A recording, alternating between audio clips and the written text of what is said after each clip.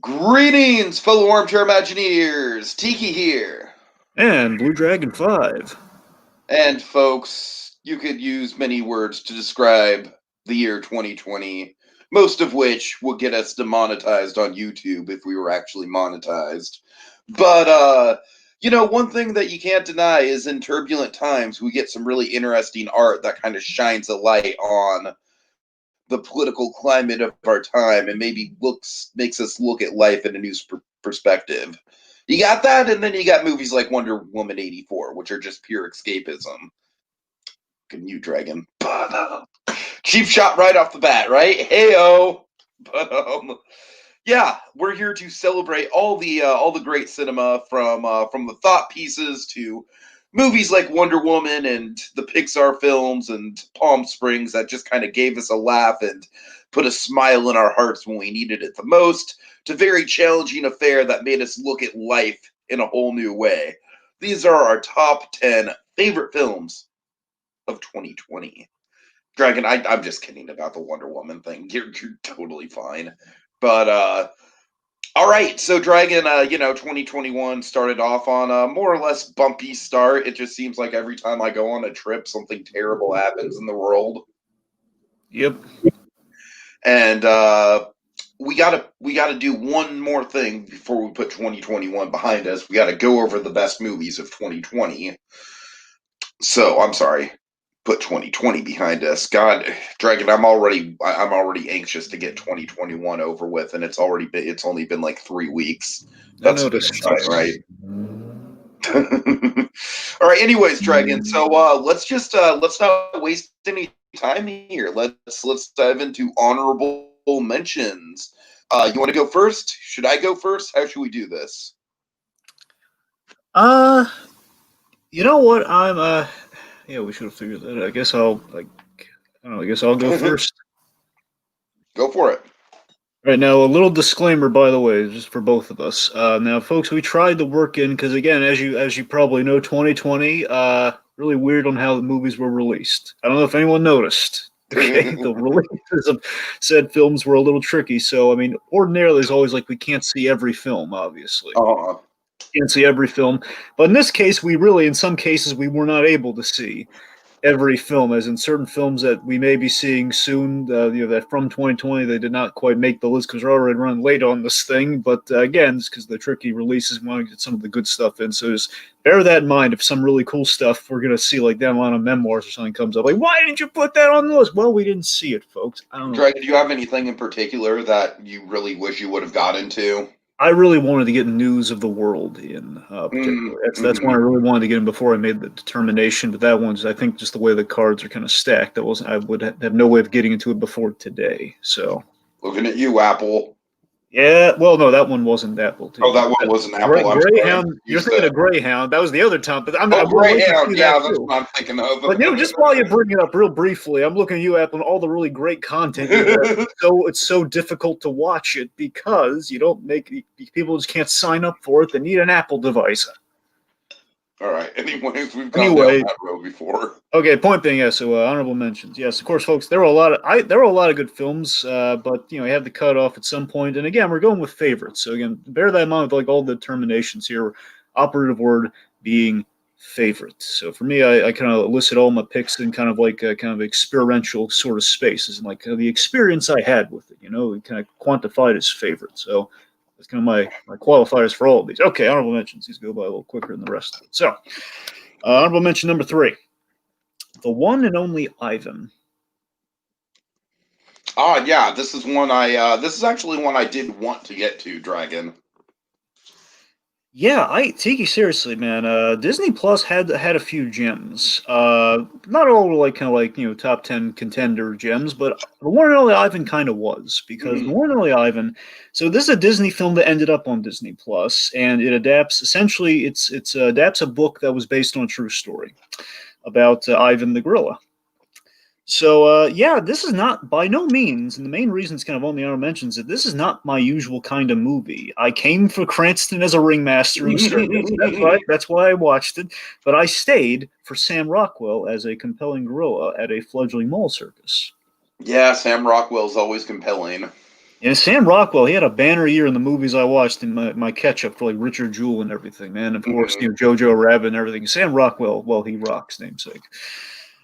I'm really glad that Sam Rockwell's like finally getting the mainstream respect he deserves, man, because I remember back in the day, like in the early 2010s, I was like, why is nobody talking about this guy? He's amazing. All right. Okay, really quick, Greg, we have Clark Drink in the comments. Clark, I'm not caught up in the slightest on We Bare Bears. I've only seen like a couple episodes. I have not seen the movie. And Central Park, definitely a series that I'm interested in, but as Dragon and I mentioned with the Apple situation, neither of us want to get Apple devices just to get one streaming service, so that's kind of where we are on that. All right. Right. Anyway, so yeah, so number two. yeah, sure. Also, just real quick too, it's like again, the movie was better than it had any right to be. It wasn't cookie cutter. It had a lot of heart in it, and it was absolutely putting their best foot forward with the 2020 content on Disney Plus. All right, I'll mention number 2, Justice League Dark Apocalypse War. Okay. So yeah, this is kind of like DC's version of Infinity War and Endgame. Within the DC original animated movies, continuity-based films, which you can, by the way, all of them are on HBO Max. Everyone would be brave enough to binge the whole universe. I wouldn't recommend that, but if they wanted to, they could. Because that's the thing. The continuity films. The continuity films were always tricky because essentially, if you broke them down the thirds, the last third was the best part. Okay, the last third had like all the potential, as in like movies like Justice League Dark, hence the namesake, Suicide Squad: Hell to Pay, which is fantastic, the best of the bunch, and the Death of Superman kind of 2-part film. So I mean, those I were thought kind of like, that Superman could have been a little bit better myself, especially part 2, but but Tiki, I'm not disagreeing with you. My point is, compared to the stuff they put out before, these were vast improvements, and more importantly, I believe you. Continuity in a way that actually helped the story. And of course, all of this kicked off with Flashpoint too, which is also kind of a big kind of thing in the DNA. Flashpoint movie was really good. Unfortunately, live action will not be that kind to it from the looks of things, but we'll see how that goes. But my point is, so this movie is what Zack Snyder's Justice League Part 2 that we're never going to see would have looked like had it been done right. That's kind of essentially what this movie is, Tiki. I recommend anyone who at the end of this new Snyder cut may or may not be either fulfilled or disappointed by it, even if they like it and they want more, but we're probably not going to get more. I'd recommend they go to this film. This film is pretty much like that whole nightmare sequence we got teased up in those movies. As the film, where basically we go up we take the fight the Darkseid, our big fantasy bad guy, we lose, and then we kind of reassemble the group to win the day back, Endgame style. It's a very solid film. The difference between this and kind of like Endgame is kind of the way the MCU tackled their universe and their big kind of conclusion to things is that there's no happy ending to this film, Tiki.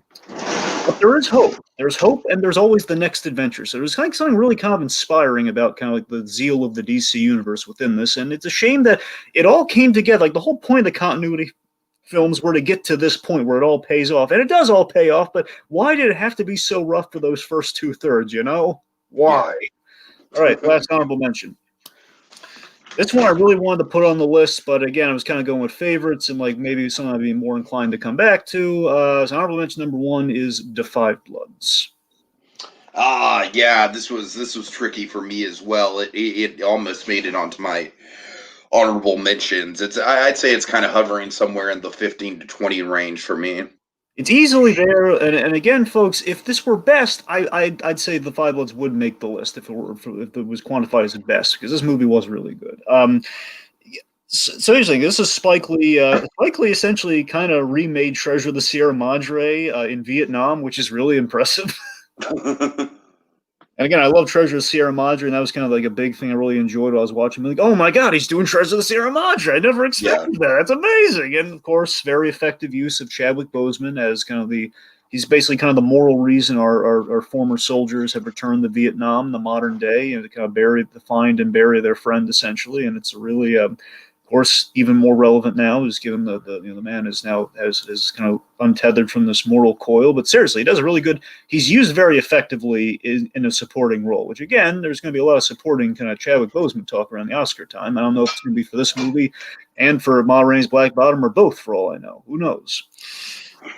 But yeah, it's like Vietnam from the black soldiers' experience, which again you rarely ever see. It's very interesting, and unlike Black Klansman, it's not just we're not just doing like a really great movie and then at the end we're doing like a big old political statement, which again to me is like Spike. Listen, you already conveyed your point so well. You don't need to spoon feed it to us. Why are you putting this dot dot dot at the end? It feels like you did all this just to do this, and this movie does not have that problem. That's why I really kind of like it a little bit more than Black Klansman. It's kind of the political stuff's naturally woven into the piece. It's Spike Lee. Spike Lee, he's really delivering in this movie, man. It's just really good.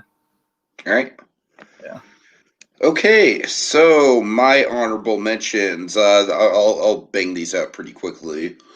Honorable mention number 1, Mank. Probably one of my most anticipated of the year. And Dragon, this is definitely one of those films where it's like, I really respect the hell out of it from a filmmaking point of view. Like just, the aspect ratios and the look and feel of classic cinema. I think the performances are all really on point. I feel like it's very transformative in terms of like putting you in a certain time and place.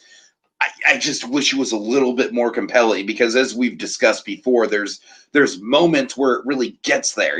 There's moments, especially in the third act, where it's like, all right, like this is why we made the movie. This is compelling stuff.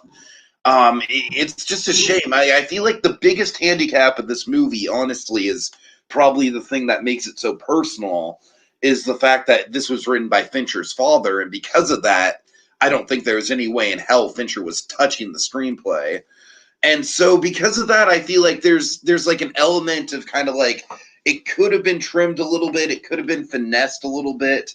And I understand why Fincher didn't want to touch it. But by the same point, I feel like a more compelling movie was in there in the editing. But there's still a lot going on for it. I still really appreciate it. I'm so glad. What?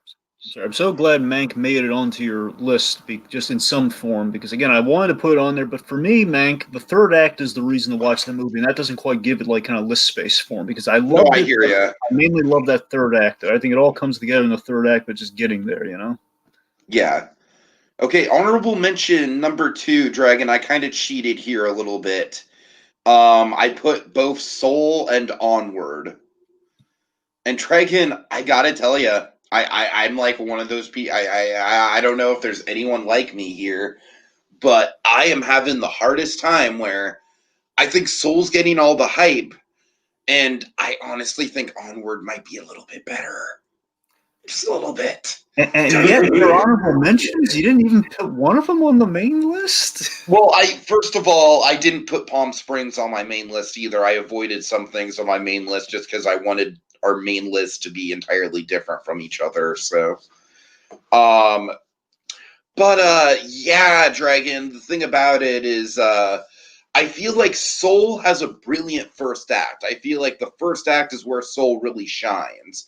And then it shines in moments in the second act, specifically the barbershop scene. But the thing about Soul Dragon is that the more I think about it, I've watched it a couple more times, I really think the third act falls apart. I really think that it's got a weak third act, in my opinion. I think it wraps up too quickly. I think the conflict is a little forced. And then I've never entirely gotten on board with the body swap element of Soul either. I really haven't.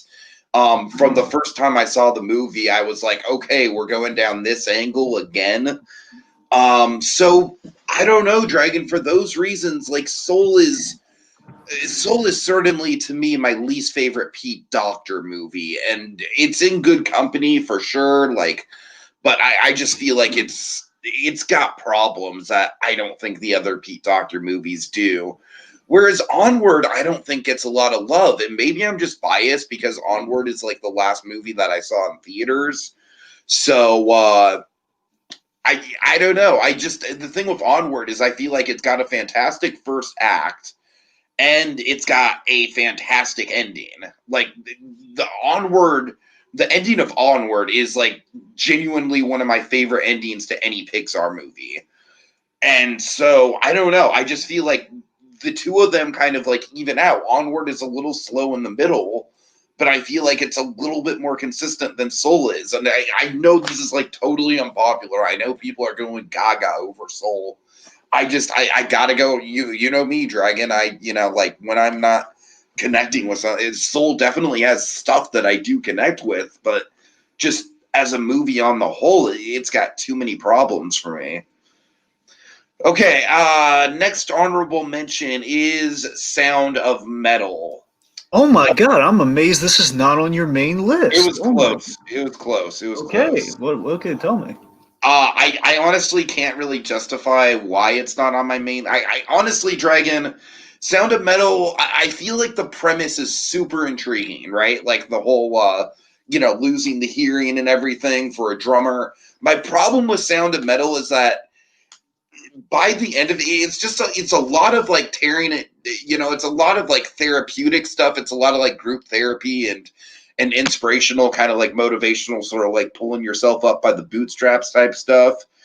And that's fine, but I feel like that's most of what the second half of the movie is. And by the same respect, Dragon, I kind of went with movies that pushed the boundaries a little bit more. And while Sound of Metal certainly pushes the boundaries in the sound design department, and my God, if that movie doesn't get nominated for sound design at the Oscars, like sound editing, mixing, what the fuck ever, I don't know what the hell's wrong with the Academy because it's got some compelling sound design in it. But Dragon, just the difference between Sound of Metal and my number 10 pick is just simply I thought the story in my number 10 pick was less conventional and it was a little bit more altruistic. Whereas Sound of Metal was a little bit more, once you get down to the brass tacks of what the story actually is, it's a bit more conventional. So that's kind of where I sort of draw the line. My top 10 is really trying to look at some of the more unconventional and I don't want to say my top 10 is like, because I have, for example, I have Trial of the Chicago 7 on my list, and that is in no way an unconventional movie. That is a very, very conventional movie, so I'm not saying that everything on my list is unconventional, but that is kind of where I drew the line, but it was close. It was close. That's all I'm saying. All right. So with that in mind, Dragon, let's get to your number 10. Inside Out, but oh God, yes, Claude, absolutely, Inside Out better than Soul, yes. Yeah, I'd agree with that. Yeah, no question. I'm guessing Claude, Wonder Woman 1984 would be on my least favorites of 2020, but you know what? I'm gonna try to be respectful to Wonder Woman 84, but yes. Although if you want a definitive worst movie of 2020. Dragon, guess what I got to finally watch on the plane? And oh my God. And I forgot, I totally forgot about this, but like, I feel like the fact that it's a plane movie by now just kind of speaks volumes. Just guess. It wasn't 7500, was it? What? There was this plane movie this year, 2020 is released called 7500. No. It's a much more mainstream movie than that. From last year. Yeah, from 2020. I'm at a loss to you. I got nothing. What? Mulan. I'm sorry, what? Mulan. Mulan. How is that a plane movie? I don't know. But I was like, you know what? This is gonna help me sleep, and if I don't sleep, then at least I'll. Yeah, Mulan is easily the worst movie of 2020. Like, no question about it. Like, it's honestly worse than Lion King. It's somehow worse than Lion King. Well, you actually meant like a movie about planes, Tiki. Let's play it. All right. Claude, Candace Against the Universe isn't on our honorable mentions, unfortunately. It was a really solid movie. I feel like I would get more out of it if I was a bigger Phineas and Ferb fan. I haven't really watched much of the actual show, but really solid though. Yeah, Claudia, I'm sorry. There's a lot of stiff competition, but I'll share what my worst movie of 2020 was just real quick. Okay. Easily, without a second's hesitation, the worst thing I saw Oh, in can I guess? Can I 2020. guess? Oh, for a moment I thought you were going to say that was your plane movie. I was going to get really excited. Oh my god, maybe you forgot that he saw this terrible movie also. I'm gonna guess Coffee and Kareem. Yes, Coffee and Kareem was a piece of tripe, man. It was the worst. Oh my god, I hate that movie. It's from Okay. the guy who did Stuber. I hate that guy Oh my so much. god. I hate Okay, him so much. the thing is, I have a terrible 20 a really notable terrible 2020 movie that I actually kind of like, which is The Wrong Missy. I don't have that with Coffee and Kareem though. That one's just really I bad. kind of like The Wrong Missy just because it knows what kind of movie it is. It's nice to see David Spade in a leading role. I don't know. Call me crazy. I like The Wrong Missy better than a lot of other like Happy Madison productions, anyways. Anyway, Okay. while you get your room set, your rubber room set up, perhaps we can go to number 10. All right, number 10. What do you got? Okay, number 10. Over the Moon. Ah, yes, yes. Very admirable pick. Yeah, and again, going with the favoritism of it all and just kind of the experience of it. Like I did. So this was, as you and some people may know, this is Glenn Keane's feature, animated feature directorial debut.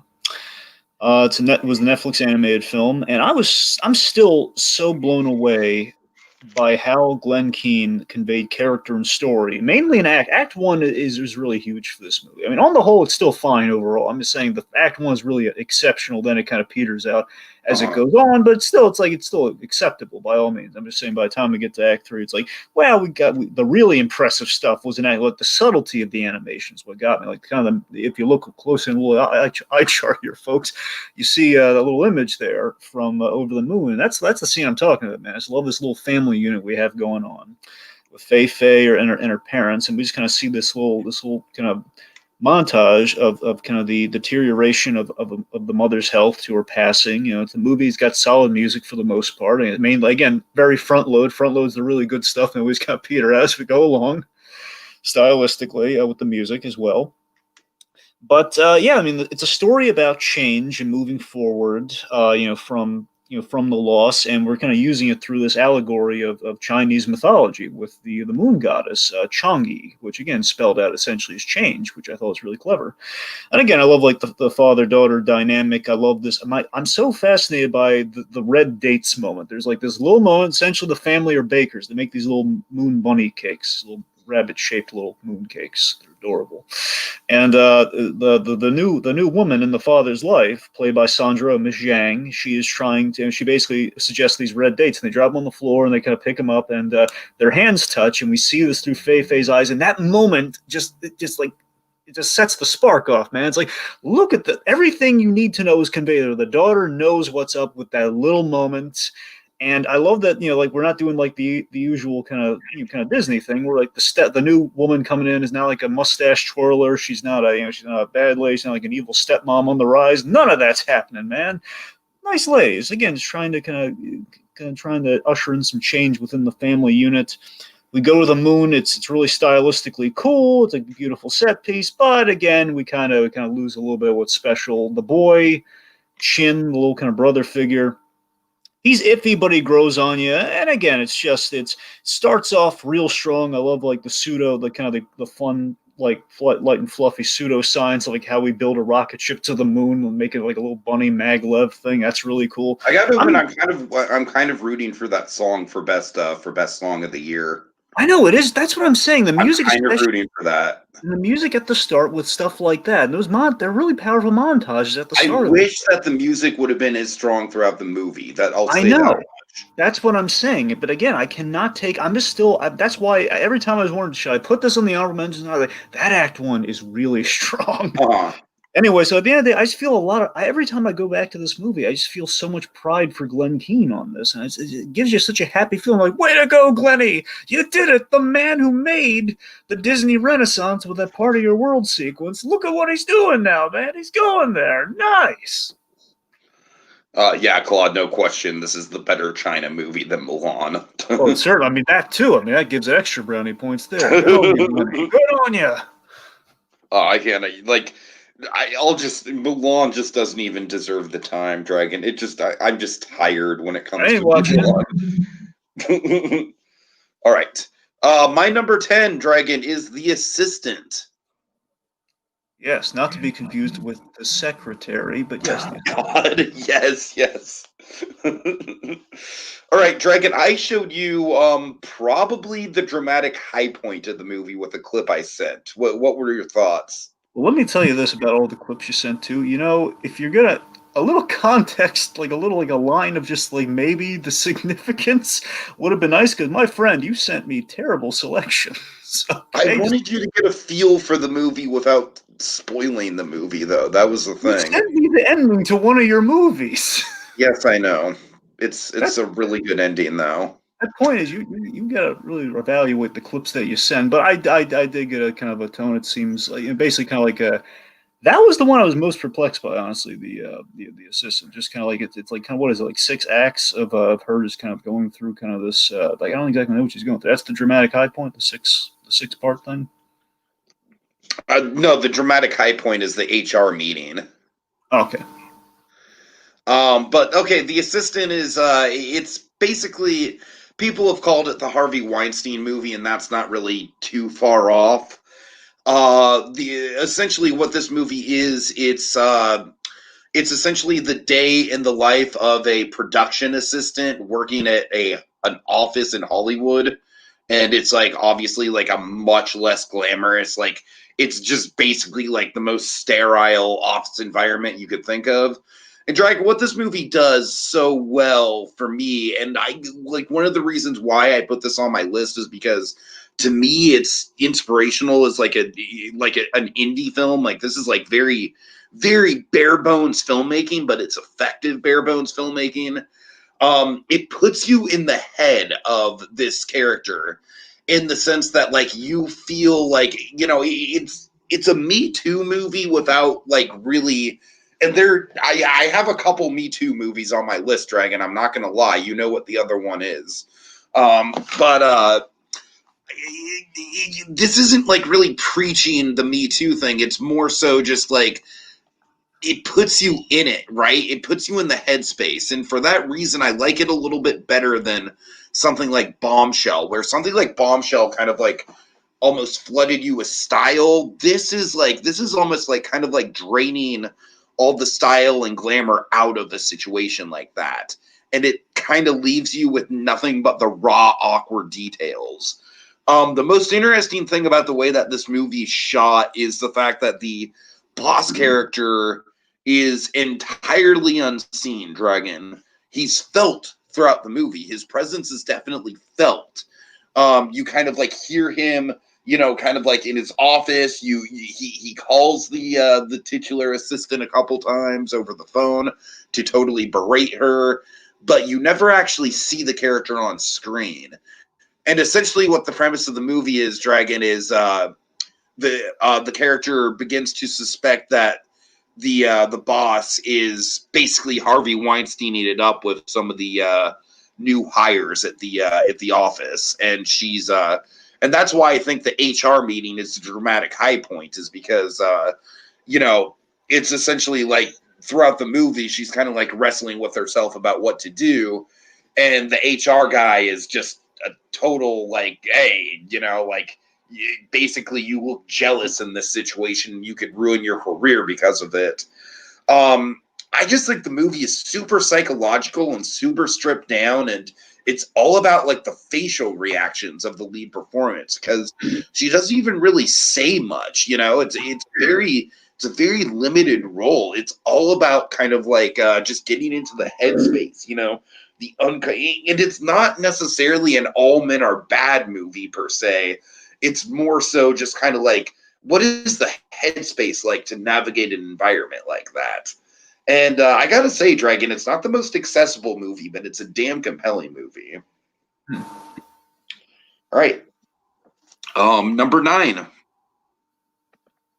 all right. Number 9 for me is The Old Guard. All right. Yeah, so I felt this overall, was one of the major Netflix successes of 2020, all considering. Of course, Netflix kind of pioneered the, kind of the action movie, the directed Netflix action movie, and I feel this was I'm kind of the just best not version. an action movie guy, man.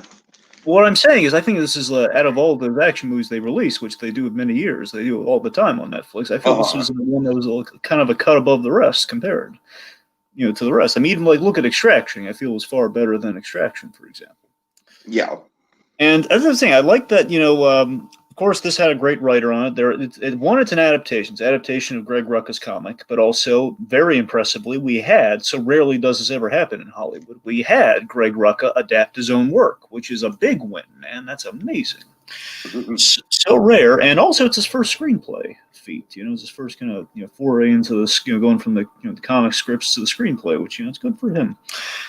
But yeah, this is like for me, the reason this is on here, you can go with the experience of it all, with kind of the favoritism, is that I went into this thing completely blind. I knew Charlize Theron was in it, and I didn't know it was based on a comic. I saw, okay, well, an action movie on Netflix. Yeah, I usually watch it. I'll give it a shot. Usually if there's a buzz around it, if it's all at Twitter, I'll go give it a shot. And I did, and the big healing factor reveal, that was such a fun experience. It's one of the highlights of the year for me, man. I was like watching that. Oh my god, they have healing factors. This movie, I thought it was going to be like a generic mercenary movie. This is even better. Oh my god. And it just kept building and developing, and again, had that Greg Rucka writing. We had a dimension Still think it's pretty much a generic mercenary movie with some cool powers, but it's got cool powers and cool action. It's got good, like it has Charlize Theron in there, and you have kind of a nice POV character with the Nile character. I don't know. Basically, I like that we're like the worst. I'll admit the worst thing about the film is the weak sauce villain, who oddly enough is from Queen's Gambit. It's Harry Melling. The Harry Melling is the actor. He did you played. ever get around to Queen's Gambit? Yes. Oh, okay, nice. But yeah, so the guy who played Harry in that show that's the actor Harry Melling. He plays the Merrick character, very forgettable English bad guy. That's what I'm saying. So yeah, look, the film again has a weak point like that for sure. But again, I think it's really strong in the dialogue, to how it conveys the history and the mission of these immortal kind of mercenaries, kind of trying to save the world in secret. It's got again, I think the best thing it does is it kind of conveys has a nice command over the intimacy of relationships. Especially with these immortals who can't have a simple life. They have really interesting relationships with like either other immortals, or the fact that they, over time they've had many partners that they're going to outlive. So I think we had there's a nice beat on that. Through the adventure, it's got great action. Again, like we have a really cool axie weapon. With Charlize Theron, which is really neat. She was good, and it just feels. It just feels like kind of an adaptation done right, and they might be doing more of it. If they do, I mean, I'd be on board for it for sure. I had a good time with it. It was a really good time. All right. So my number 9 is Nomadland. Dragon, I've been talking about this movie in terms of just like it looks super interesting, and at the end of the day, I feel like it's an experience. It's not my favorite narrative of the year by a long shot. I feel like narratively, it's a very slow movie. It's a very kind of like methodical, sort of poetic, meditative movie. But the experience of it is really, really rewarding. So essentially, the premise of it, Dragon, it's a pseudo documentary, which is the most interesting thing about it to me. It's like, to me, this movie is one of the movies that really kind of like pushes the boundaries between being a documentary and being a fictional film. And the reason why that is essentially Frances McDormand plays the main character, Fern. And Fern essentially is living the nomadic lifestyle, living out of her van. And this is actually a modern day movement, Dragon, that a lot of people are taking to in the wake of the economic recession. And essentially, Dragon, this character is just kind of like meeting with real life nomads along the way. And there's certainly an arc. I feel like my least favorite element to the movie is, there's a man that she keeps bumping into, and the whole arc of the movie is kind of like, oh, is she going to stay with the man and form a real life in spite of the fact that she's still grieving her lost husband, and honestly, Dragon, all that stuff is kind of like the reason why the movie kind of slows down. I really wish that stuff just wasn't in there, to be honest with you, because I feel like it kind of, I don't know. I don't like when a movie with this interesting of a central protagonist kind of zeroes down into a love story by the end of it. But what I do really appreciate, Dragon, is how authentic this movie is. And what I mean by that is there are moments where Frances McDormand is just interacting with these people.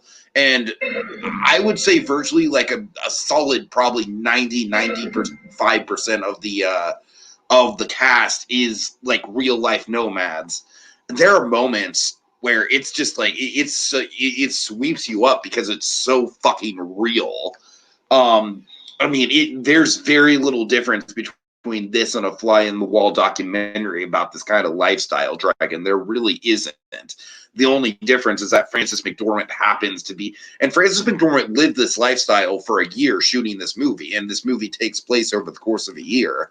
So in that regard, it's kind of like one of those like Boyhood type movies. You know, not obviously it's not a 10-year process, but it is one of those movies where kind of like the actor going through it is really kind of like living in it, if you will. But Dragon, I feel like Nomadland in its most powerful moments is definitely an affirmation of life and, to keep going in spite of all challenges. And even after life has taken away every materialistic thing that it possibly could for you, there's still beauty left in the world. And it's something to aspire to, Dragon. There's a couple moments in this movie that kind of took my breath away for how beautiful and poetic they were. I will say that the cinematography and music are both fucking outstanding, easily some of the best cinematography and score of the year. And like I said, if it weren't for the that weird kind of shoehorned in love story that we get, that kind of becomes more and more prevalent as the movie goes on, I think I would like this movie a lot more. I feel like this movie would have potential to be in my top 5. But as it stands now, even with that stuff that I'm not a fan of, I still think it's a hell of an experience. All right. Going into number 8, Dragon, what do you got? Palm Springs. All right. Oh, God. You bastard. This is the one I wanted to put on my list, but I'm like, you know what? I want to make our lists different, but rest assured, Dragon, I fucking love this movie. I really do. Yes, so did I.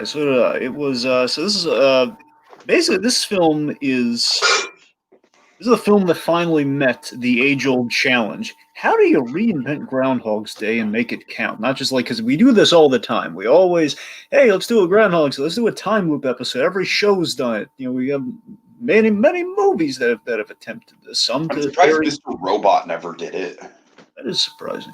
We've had a couple attempts. Some have stuck, not as well. And this one's a legitimate one that could stick. This is one really kind of presented like, how can we do this differently? Well, what if we started? What if we took our main character? What if we took the Andy Samberg character? As I know we have two really kind of lead characters, but let's say we took kind of our initial Bill Murray character. And we just started him kind of in kind of reel 3, or not reel 3, like kind of the top of Act 3 or the end of Act 2. Phil Connors from Groundhog Day. What if he was so beaten down by it, he's just kind of given up? What if we took the nihilist? What if we just made him a nihilistic Bill Murray from the start, which is such an ingenious idea. Of course, I do love me some Andy. I love that the first 10-15 minutes of the movie you don't even really know what's going on. Exactly, you're thinking. That's one of my favorite parts of it. And you said about the old guard with the healing factor reveal. I kind of had the same sort of oh my god experience with the time loop reveal with this one. I can't remember. I think I went into this not knowing there was a time loop. Oh, I certainly went into this not knowing. I just thought it was a weird kind of romantic comedy that for some reason was getting a lot of hype. I had no idea about the time loop. Yeah, me too. I'm pretty sure it's one for me too. It's. But me. So I do enjoy Andy Samberg quite a great deal. My favorite version of Samberg and what he usually plays. Pop star. Getting there. My favorite version of Samberg is when we allow him to be smart. which we do here, very kind of Brooklyn Nine-Nine-esque, only in a more dramatic sense, which is all kind of like, nihilistic kind of comedy in a sense.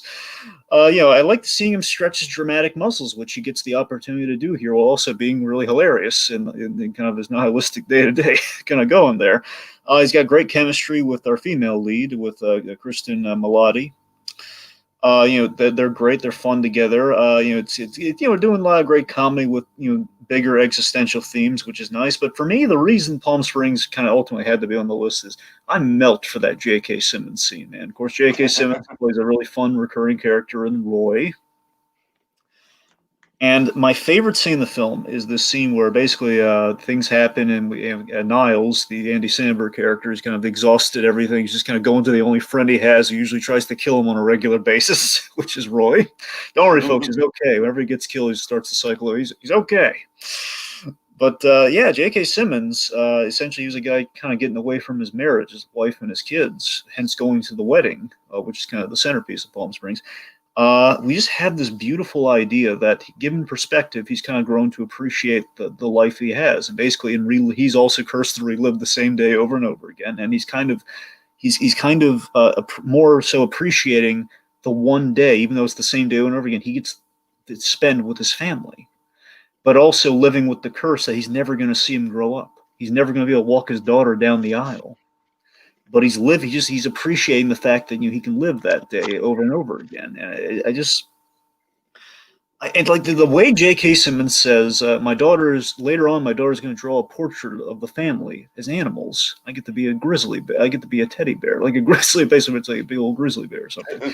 It's like tells Niles to find his Irvine, find your version of being complete within this eternal doom that we're facing every day, this eternal cycle. And it's just beautiful scenes like that, man, really make Palm Springs just kind of really stand out, and kind of gives it a chance at being like I'm not going to say the next Groundhog Day, but kind of the new Groundhog Day, essentially. I feel like it was a breath of fresh air that we needed in 2022, Dragon. I feel like it was the first movie that came out after the shutdown that everyone kind of collectively was like, yes. Yeah, just to kind of highlight the 2020 of it all, like the old guard again benefited from, if it were in theaters, it'd be that's something I can get behind. Yeah, and that's what I'm saying. Like, you look at the old guard, that movie benefited from the 2020 of it all, because again, that movie would have been forgotten had it been in theaters, right? But on Netflix, many people saw it and probably rewatched it. Palm Springs, again, absolutely the day in, day out, like it's the same day over and over again, it feels like, absolutely benefited from kind of the terrible situation we'll find ourselves in. So little victories, right? Alrighty. Let's see, Dragon. My number 8 this is probably the most conventional movie on my list, but goddamn if it's not well put together and well cast. The Trial of the Chicago 7. It'd been perfect if it were your number 7, but keep going. Well, No, seriously, I love this movie too. I mean, I think honestly, the only reason it's not higher is just because, like I said, it is very conventional. It honestly kind of feels like a 90s movie, but it feels like a 90s movie in kind of a good way. It's almost kind of like a good old fashioned, they don't make them like they used to type ensemble courtroom movie. You know what I mean?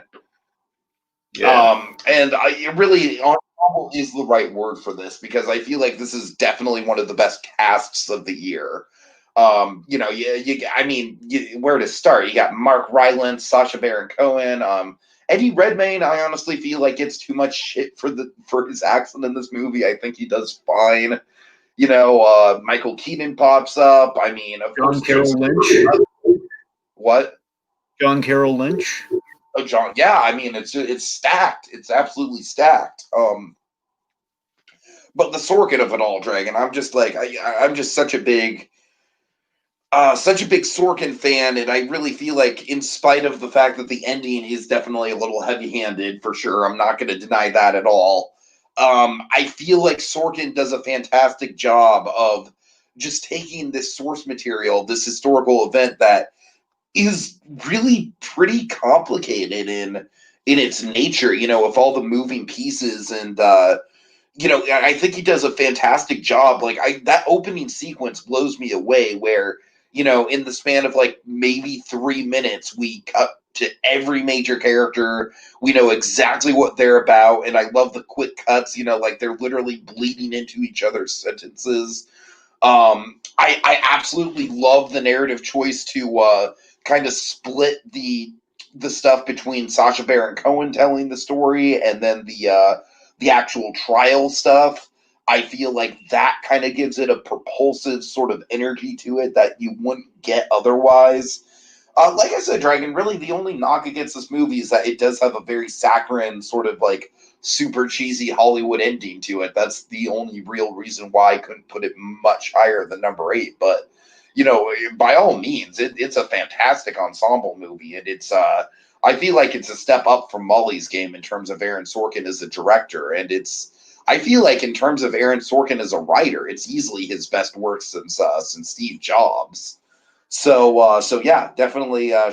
Trial of the Chicago 7, definitely up there for me. Of course, Frank Langella too. He was so great as the judge, and of course, you go from hilarious and bumbling to an utterly terrifying scene. All right. Okay, that brings us to number 7. Superman, Red Sun. Yeah, this was a good one. This was a solid one for sure. Yeah, this was like the long-awaited DC animated adaptation. Of course, one of the perennial Elseworld tales, Superman, Red Sun, and probably Gotham by Gaslight, the first like divergent, like what if we change something within the story here? And of course, big one with Superman. Yeah, let me tell you something about Superman, Red Sun. So all the time, especially now, is so irritatingly so. I'm looking at you, Snyder, not Scott Snyder. Love you, buddy, but use that. Zack Snyder, not so much. Anyway. So everyone is so enamored with Superman as a dictator. Like, what if Superman took over? What if what if Superman lost it, man? But everyone, and they always look at Superman like the Snyders of the world. Like, what about Superman Red Sun? He did it there. It was awesome. Well, yes, but I think we're forgetting the interesting thing about they're missing the point of that story is that he started off with the best of intentions. Is that the charm of Superman Red Sun? I think we showed so well here. And again, the adaptation, the purists aren't happy with it because they didn't adapt the super heady ending, which is a really great ending, I admit. But remember, basically the ending is the cliff notes is that we go so far into the future, the Earth becomes Krypton. The point being, that's a really hard ending to pull off, especially in like a 75 or 80-minute movie. Okay, that's gonna be really hard to pull off. But what this story does so well is it's focusing on Superman's progression and the fact that Superman, he is the way we know him. He's just Soviet raised, as in he is still the good person that we know, but he's now taking a political side. He is a servant of the state, which at this point, again, amidst the Cold War, there are sides to be taken. There's paranoia on both sides. And he's trying not to be Stalin. He's trying to do things better than Stalin. The tragedy of the story is, try as he may, he's going to end up being worse than Stalin. You feel bad for him. So we're investing in a Superman who's losing his way, and I always felt that was so interesting. And Jason Isaacs' performance of Superman, was so great, and just I just found that all very satisfying in staying true to the spirit of the story, even though if it wasn't like 100%. One iota exactly what that story was, but again, the spirit of adaptation. We kind of captured the core essence of the story. Lex is still really cool. Him being kind of like America's Superman, the guy who's kind of going to bat with him. And again, it's like he's kind of on the right side, but still as shady as Lex Luthor ever is, with that horrifying, bizarro Superman scene with the U.S. version of Superman, the pro America version. It's got a lot of cool stuff. The only thing I wish we kept in there, and I don't mind that it's not there, but it would have been really cool. I always loved in the book that Lex Luthor defeated Superman with a piece of paper. He always defeated him with a piece of paper in his jacket pocket. Unfortunately, we lost that. But seriously, I mean, we did like the big Russian Batman versus Superman. Like, take notes, Snyder. I'm talking to you. This is how you do that. Oh yeah, I love the Russian Batman in this one. Of course, I mean, again, I always love that little flashback moment. We've never had this in the book where, like you can hear something from miles and miles away, but you never heard our cries as we see the dead parents and we see Superman just shaken to his core by the young Batman. And speaking of, again, like going through the decades and like we're aging, Superman doesn't age, but Luthor and everyone else does around him and just going through all the ages of it. it's the movie has so many cool like what if Elseworld ideas like that, and again that red solar lamp fight's cool. The movie's got so much cool stuff. I'm very satisfied with it. It's one of the fun Elseworld stories and very well represented. I dug it a lot, man. I really liked it. It's a good one. All right, number 7 for me, Dragon. This year was really ripe with great documentaries, but I feel like the problem with a lot of the documentaries we got is like, as compelling as they were, it was stuff I already knew about. And by all means, you have one on there that definitely deserves to be on any top 10 list, and I don't think enough people in the animation community are talking about it. We'll get there. No, they're not.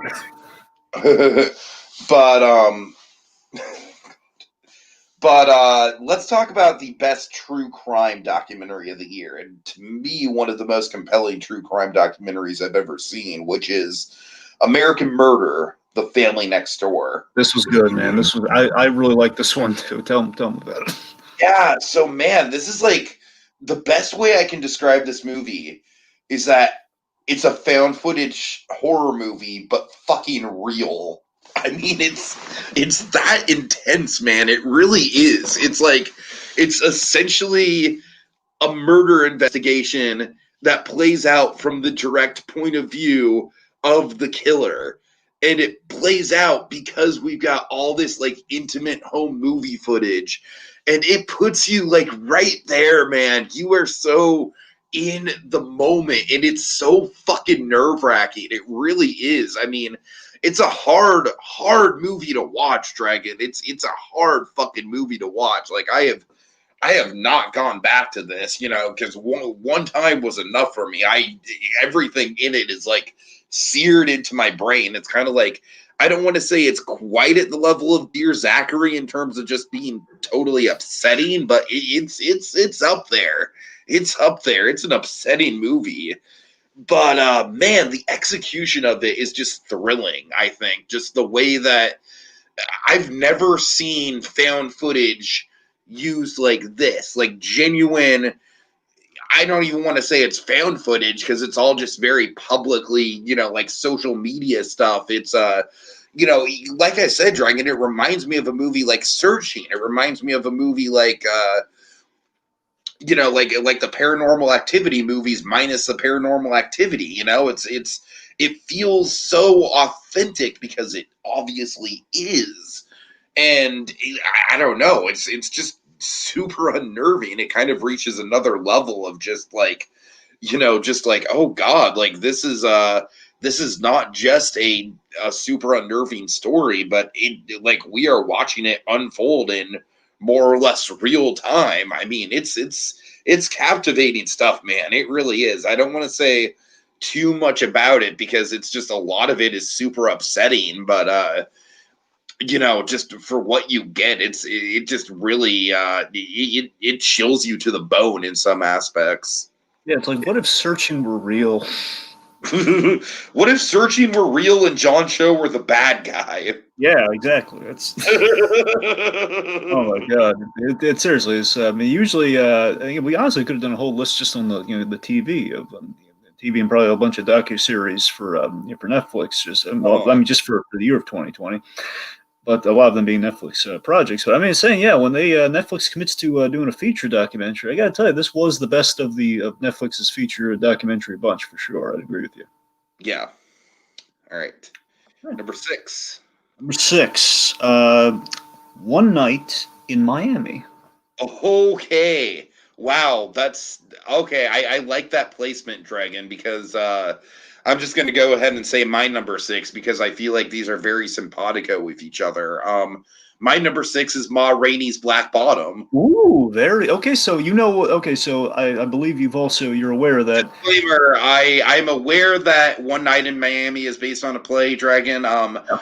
I did not watch it. I will watch it for memoirs. I just saw that it was on your list, so I figured, because I wanted to have the different things on my list, I kind of just went with other stuff today in the time I had. By all means, I'm going to check it out on memoirs for sure. Make no mistake about it. But it's super fitting that we have, two really, really historically relevant African American stories based on plays. Yeah. number 6 spot. That's really interesting. I did go back and forth on if it was going to be make the number 5 spot or not, but I mean, yeah, it's I really like this, man. This movie was fantastic.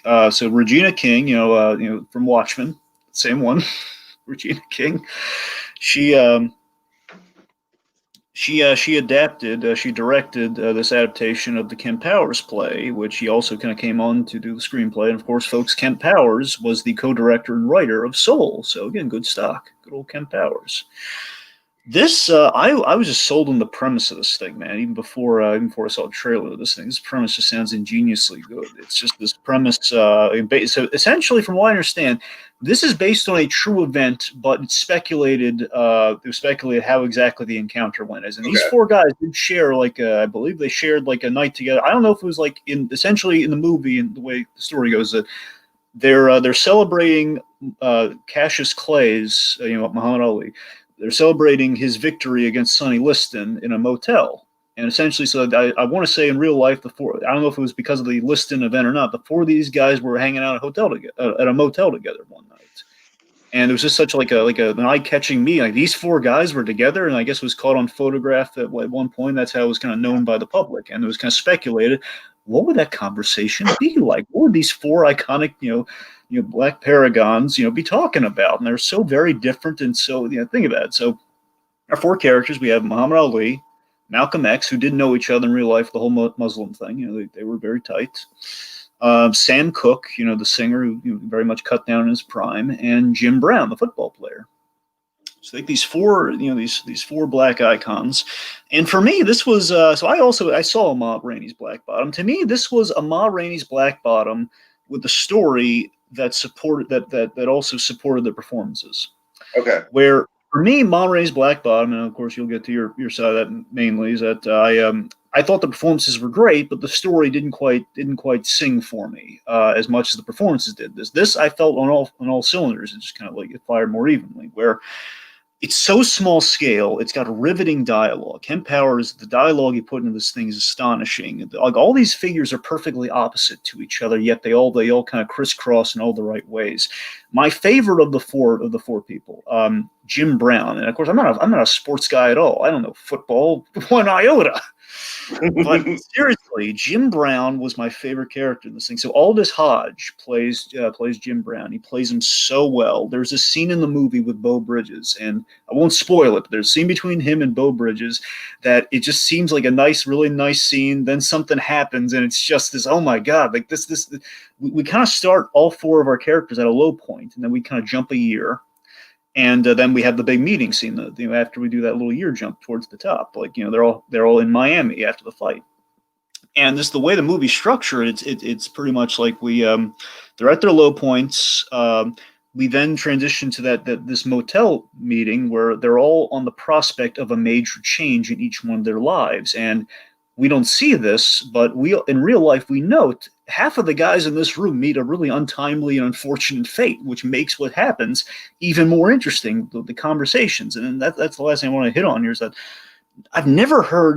you never hear these conversations about the African American experience. You never hear these conversations which are fascinating and raw. And we call Malcolm X on a little bit of the holier now stuff that sometimes, again, Malcolm X was strong coffee, man. He was great, but he could tick off a lot of people, whether he meant to or not. Yeah. And we call him out on that. It's just these 4 great men. They had these differing responses to these troubled times they find themselves in 1964. And you see them dodge and parry with their words, man. It's just you get to know these guys outside their arenas, and it's great. And it's, again, I know it's kind of speculated as to what exactly happened with these. Even if these events didn't happen, these speculations make all the absolute sense in the world. These are logical questions, knowing where they go. Wouldn't they have any doubts before they made these leaps? Wouldn't they? What would their thought processes be? And the movie covers that so brilliantly. I mean, this movie's astonishing, man. We were talking best. I don't know. This might have been closer in the top 5. I don't know, but I loved it, man. It was a really recent watch. Maybe that's holding it back for me, but I really love this thing, man. It's Okay. Fantastic. All right, so yeah, Ma Rainey. I don't know, Dragon. I really dug the story. I don't know. maybe I've just had time to marinate on it, but when we talked about memoirs, you sort of made fun of the shoes and the importance of it. But I don't know, man. The more and more I think about it, the shoes are a big deal. They kind of represent the kind of like the plateau of society that the Chadwick Boseman character is like striving for but can never reach. And so in that respect, I don't know, there's a lot to it. I really, really dug Ma Rainey's Black Bottom just in terms of it being an absolute pressure cooker movie.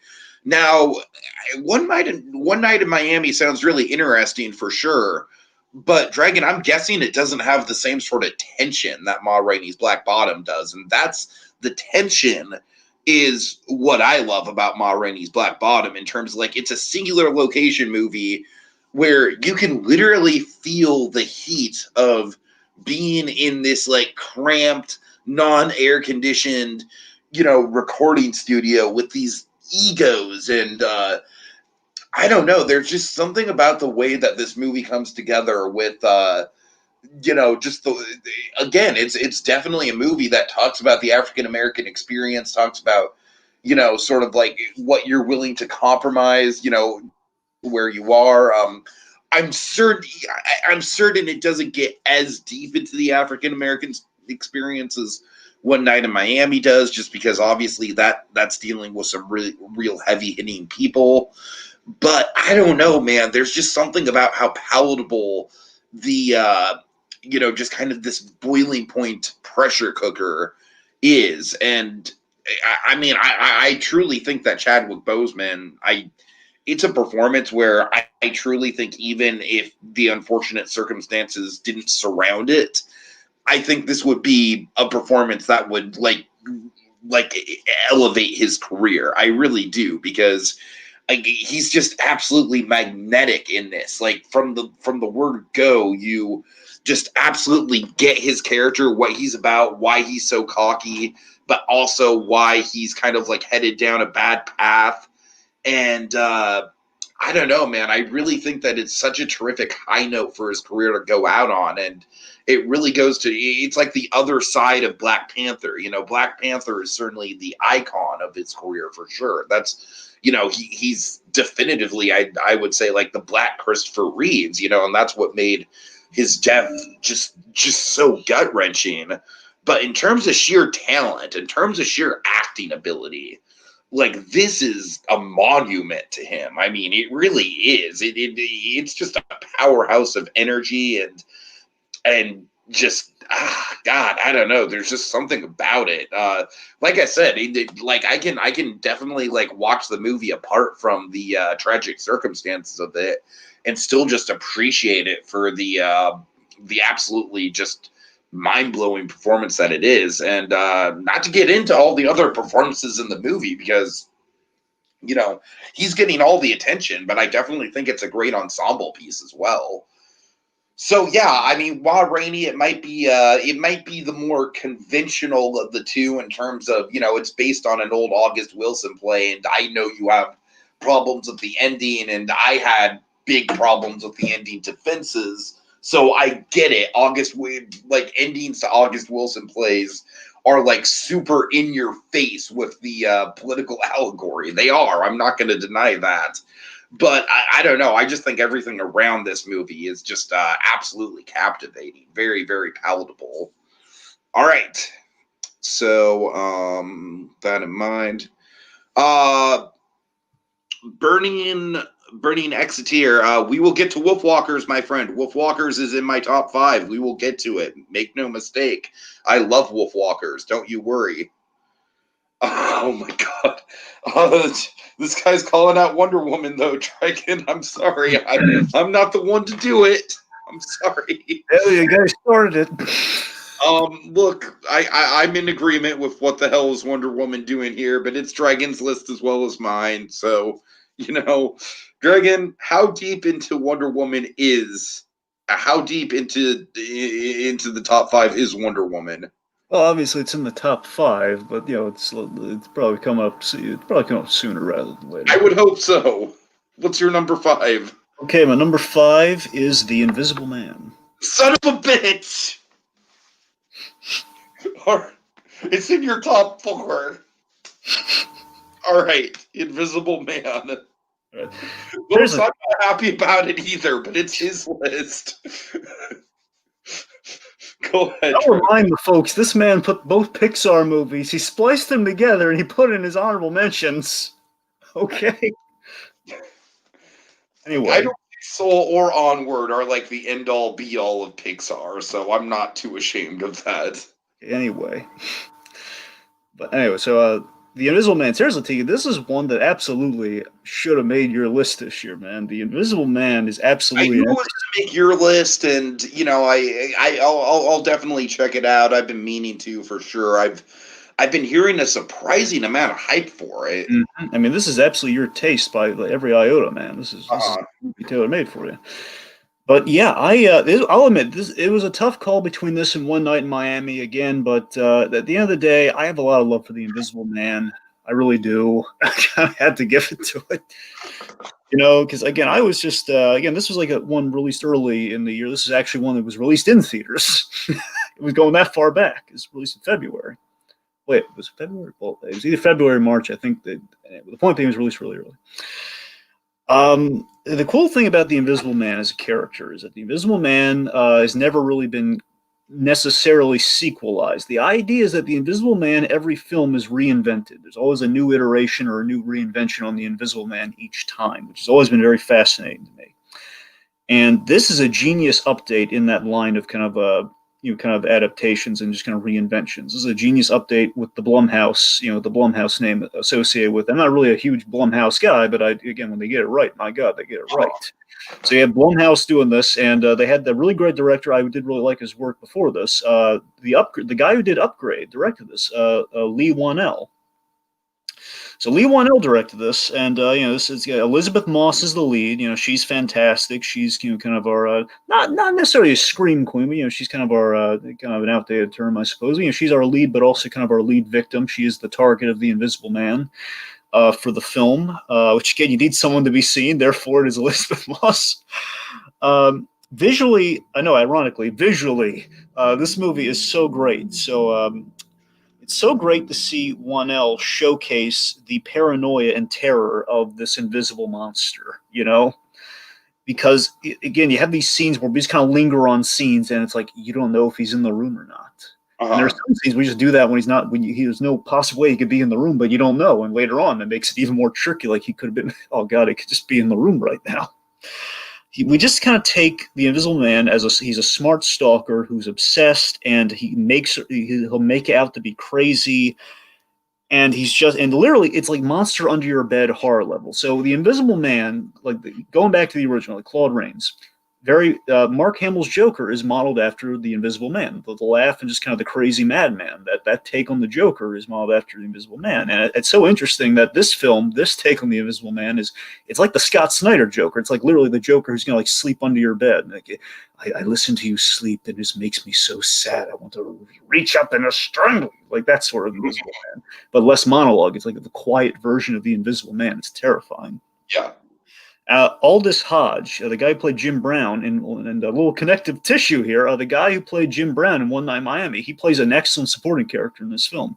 Aldous Hodge is the smart cop supporting friend of our lead character, Cecilia.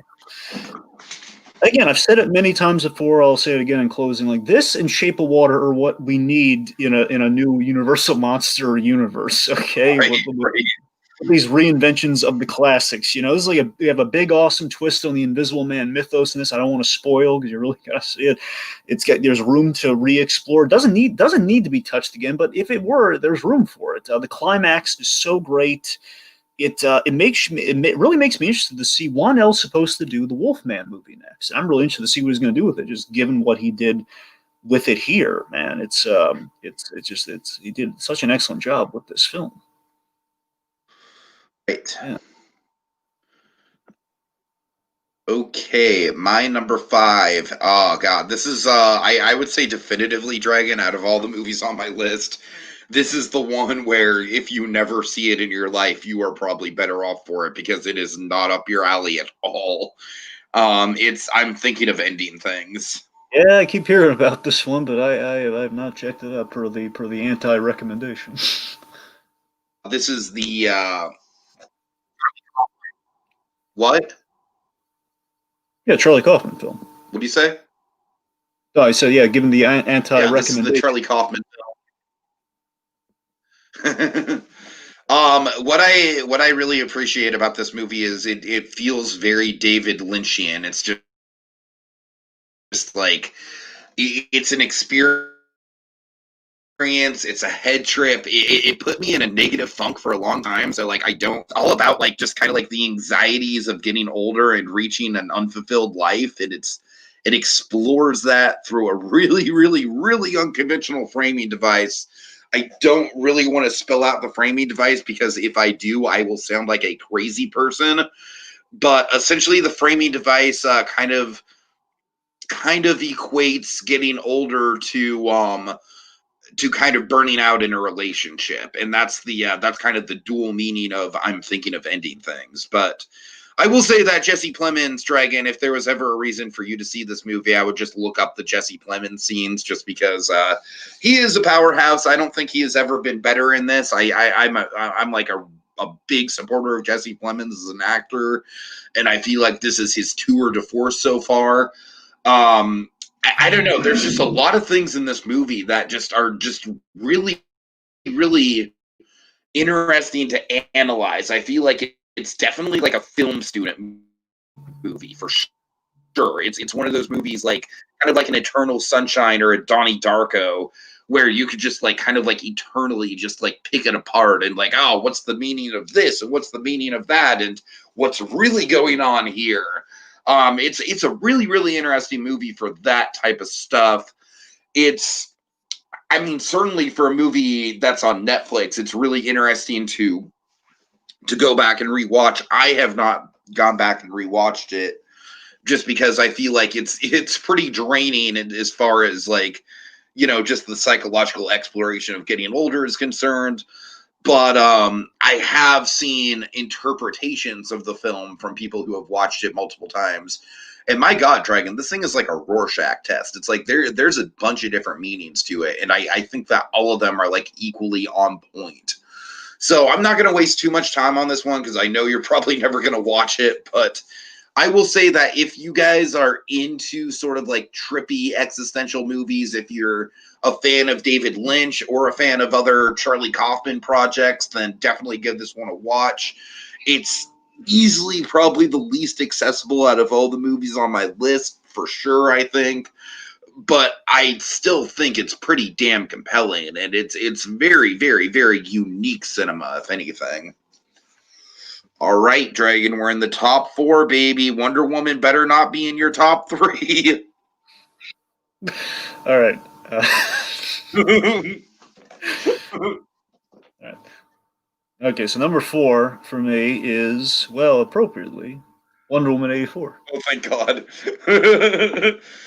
Honestly, if it was above Soul, it was just like it better not have been above Onward. That would have No. All right. But yeah, so Wonder Woman 84. Yeah. Anyway, so Wonder Woman 84. I've been waiting for Wonder Woman movie like this for a while, you know, because as I've said before, you know, I'm tired of the origin story again, which finally we've gotten away from. I just want to see Wonder Woman operating as a hero in man's world, you know, in a city to call her own. You know, very much like Batman has Gotham, Superman has Metropolis, Wonder Woman to give her Washington, you know, for the the Politico of it all, the America of it all. You know, it makes sense. You know, I got to see Wonder Woman save people in the mall scene. You know, I had a great time with Maxwell Lord as you know, with Pedro Pascal. You know, I just, honestly overall I had a great. I still every time I've rewatched it, wondering if my perspective would change. And I mean, I'll admit, I concede to a little bit to the Cheetah point in that, look, the worst thing I can say about the movie, one, the opening is really long. I don't need to see a little young. I like where we end up with the young Diana thing. It does not need to be 10 minutes long. I've always felt that way, but you know, we made Cheetah too much like Catwoman from Batman Returns. I admit that now. Yeah, it's like Cheetah just stinks up the movie, man. She really does. For I wouldn't me. go as far as say she stinks up the whole movie, but I'm saying leading up to but let me put it this way: leading up to the White House fight, that's weak sauce. But with the White House fight onward, and again, albeit some not so great CGI because we darkened the scene. Alone in the moonlight. I'm sorry. I'm sorry. My point is, yes. I mean, look again. Like honestly, seriously though, if you look at if that scene were brightened up and we just saw her just actually, I don't know, actually looking like Cheetah in the broad daylight or something, I think that scene would have been more well received. I don't know. What I'm saying is that the White House scene on where, I mean, when she actually becomes Cheetah, I think things kind of improve for that character, and that the whole she sacrificed the humanity. It's just the humanity's a little janky once we work in the Michelle Pfeiffer doll. Like, yeah, it's a little like the transformation's a little iffy. But that's what I'm saying. When I go back to the film, that's like the worst thing I can really say about it. I don't know why. I don't mind the stone thing. I don't mind the magic wishing stone. I don't mind it because it feels very Saturday morning, and you're fine with it feeling very Saturday morning. I mean, maybe it's just honestly for me, like newsflash, Wonder Woman. She deals with magic, gods, and monsters, so the magic stone didn't bother me. I'm sorry, folks. I guess the magic stone, the magic item, which also has credence and has precedence. We've seen other magic stones in comics and stuff in animation. I guess I didn't think it was that big a deal. Anyway, so that's the magic stone never bothered me, and more importantly, taking the magic stone off the table for me, the bigger part of it all is that again, what we did with that Maxwell Lord story, man. I love the whole angle. We took this character who's basically he's famous for a very infamous reason, and we gave him so much. We fleshed him out so much more. We gave him more things. We gave him we reinvented the whole legacy angle. We gave him a son instead, which was a good call. We gave him more humanity. We kind of reinvented the whole is Wonder Woman essentially going to kill this guy? To we kind of made that a point of tension. We made this a point of again we tied in our three stories to reflect the core essence of Wonder Woman, which is again paragon of truth. And again, so I feel we reflected her well I think we reflected her well in that aspect and how we tied those stories together. Again, Cheetah wink in the chain, sure, I guess. And again, we didn't just make Maxwell a shock factor twist. We made him kind of a fun element of the film. I mean, I still wish the film was set in 1977. Nothing's going to change my mind on that. I'm sorry. But look, you can't win them all. You can't win them all in that regard. I mean, the movie, it's simple. It's a simple and fun Wonder Woman movie. We have these fun Raiders of the Lost Ark kind of convoy homages. We have mall scenes. We have I don't know, it's a fun Wonder Woman movie. I truly do not understand why it's nothing against our dear commenter, but just call him out here a little bit. It's I don't get the garbage is a bit much. Okay, we've had worse comic book movies, but I feel because of 2020, people bet the farm because of all, I don't know, maybe it was because all the Snyder hype and everything we're getting for the next year. Everyone's like, DC better knock it out of the ballpark with this one. You know what, guys? That's an unfair amount of pressure. Okay, I think they did an excellent job with it.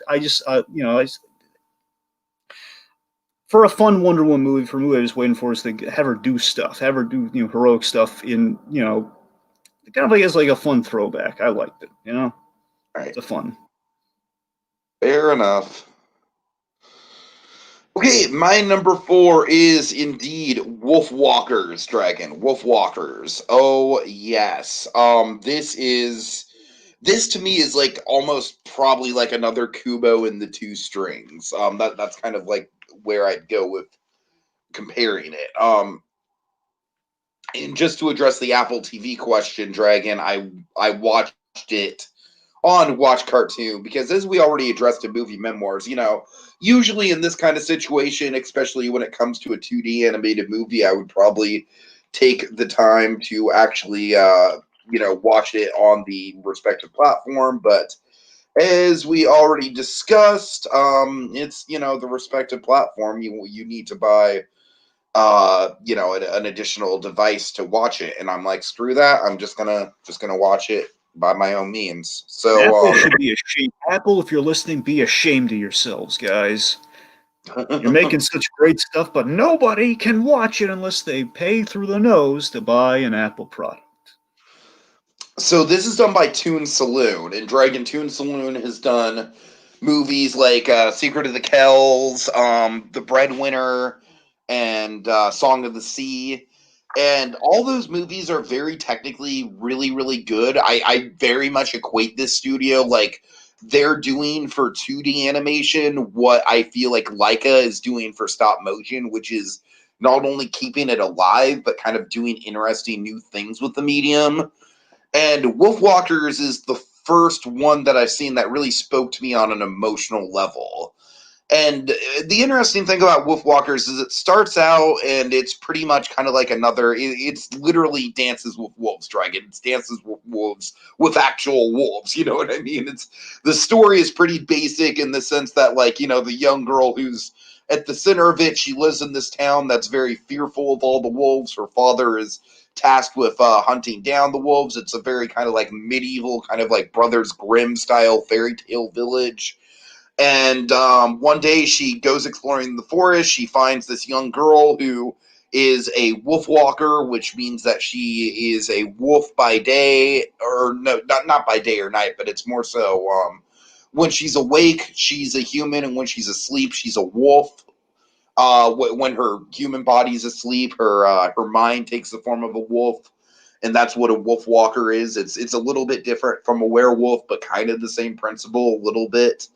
And anyways, Dragon, point being, the start of the movie kind of sets it up where it's going to be kind of like a Dances with Wolves type thing, where the lead character has to convince her father to stop hunting down the wolves and start working with them. It is that, but I feel like the movie has enough twists and turns along the way. The art style is super refreshing. The characters are super refreshing. The young girl at the center of it, that redheaded girl, she is like one of the most energetic and lively and just straight up funny characters that I've seen in a movie like this in a long time. Dragon. She's a fiery Scottish redheaded character that puts Merida to shame. Her name's Maeve, I think she's kind of like the heart and soul of the movie in a lot of ways. And like I said, the animation is just fucking gorgeous. Like, there's times that it looks like a stained glass window. There's just times where it just looks very sweeping. The only thing I don't like about the animation is the fact that the side characters kind of have a look like they're out of something like Gravity Falls or something like that. But I really dig the look of the main characters. I dig how the wolves are animated. And the villain is very. I describe the woman as kind of. The villain is. I'm sorry. I describe the villain as being very. He's like Governor Radcliffe from Pocahontas, except he's genuinely menacing. Like, he's got that same sort of cadence to him, but he's, but he is very much kind of like a lot more intimidating. And just overall, a masterwork of animation. And frankly, I feel like it deserves Best Animated Film over the two Pixar movies. I really do, because I feel like as far as the animation goes, it's a breath of fresh air. I feel like the story is treading familiar territory, but doing so in a refreshing and interesting way. I think the characters are all really spot on. I would love to see this win Best Animated Film. I really would. I'm really pulling for it. And easily, like I said, easily the best animated film that I've seen this year. And I highly recommend it for anyone who's a fan of the medium. Go support it. This is going to sound really what? This is going to sound really petty, but just for the fact of all the Apple Plus of it all, I kind of hope it doesn't get. Oh, come on! It's not it's not the movie's fault. I know it's not their fault, but still, if we reward Apple, they're just going to keep doing it. Oh my god! All right. Anyways, number 3. I said kind of. I'm just saying, like, the only way we're going to learn is if we. Anyway, I'm just saying this studio is more than overdue at this point. Yeah, I guess it is. You're Wait, has Leica won Best Animated Film before? I'm trying to remember. I don't think they have, come to think of it. Kubo was 2016. But, What did Kubo win?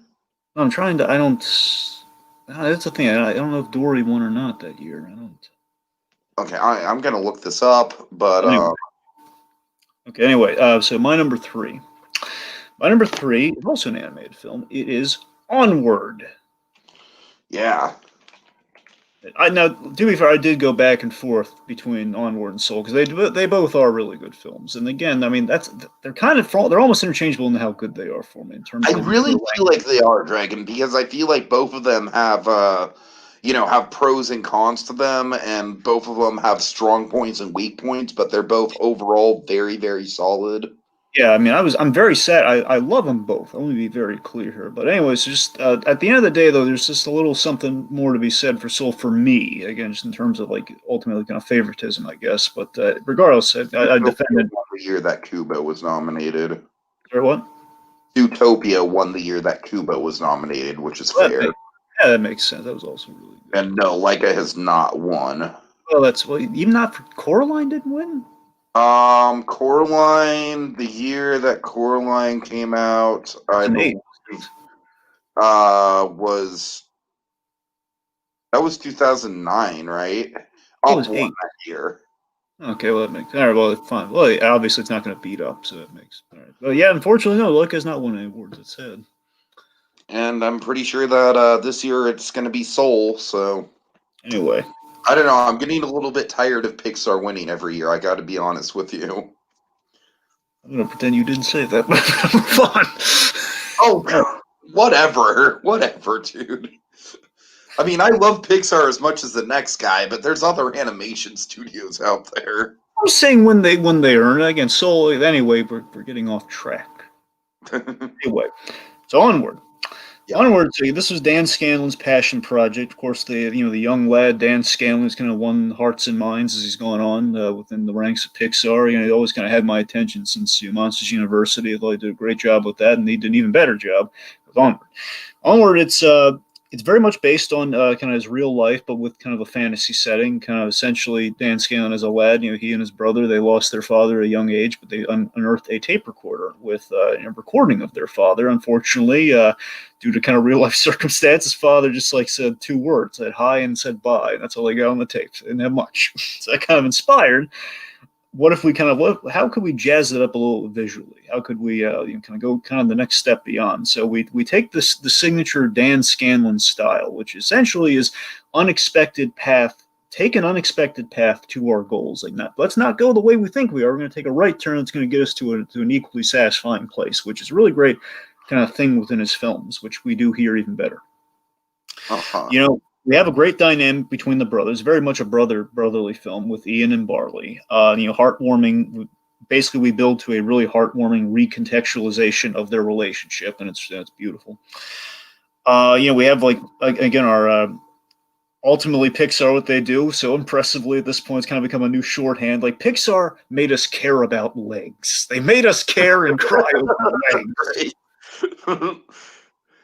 I mean, now when Anthony Mackie talks about leg day, he's going to be shedding a tear thinking about this movie. But no, it's this movie's got it's a really funny movie. It's funny, but it's also, I love how grounded it is. And modernizing the fantasy setting is a way of making me care about the fantasy setting. So I really appreciate that. We do stuff like Manticore's Tavern for me is like one of the MVP sequences in the movie.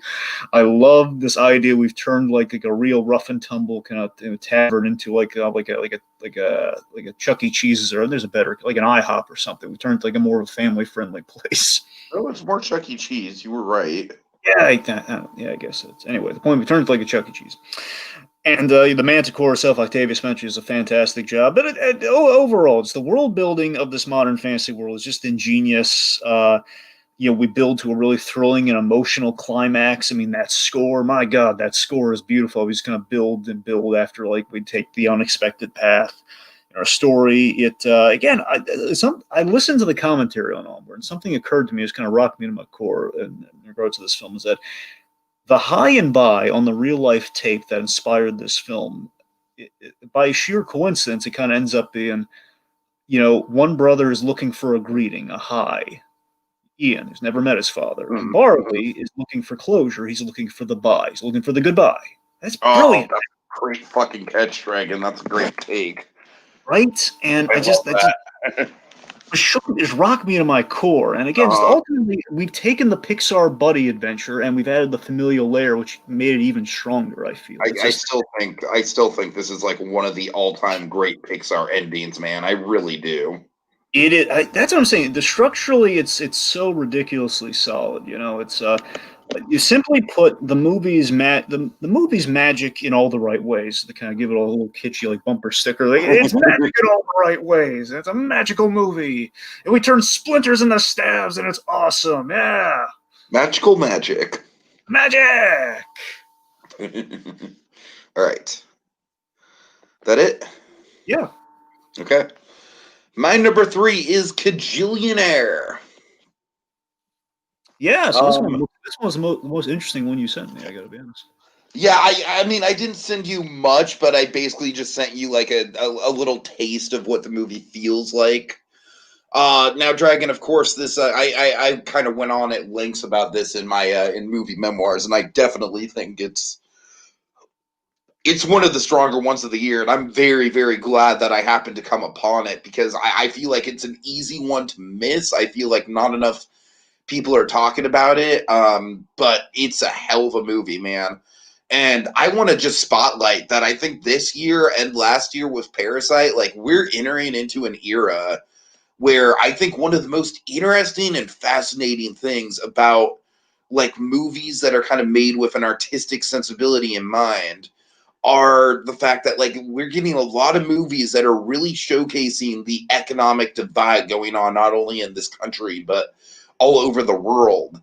And Dragon, I feel like that is like a new artistic movement in Hollywood, in the industry, is this this showcasing of the economic divide and kind of depicting it in in really interesting ways. And I'm totally down for it, man. I really am. I feel like it's kind of like a film historian. Oh man, Claude. I'm sorry, just Claude.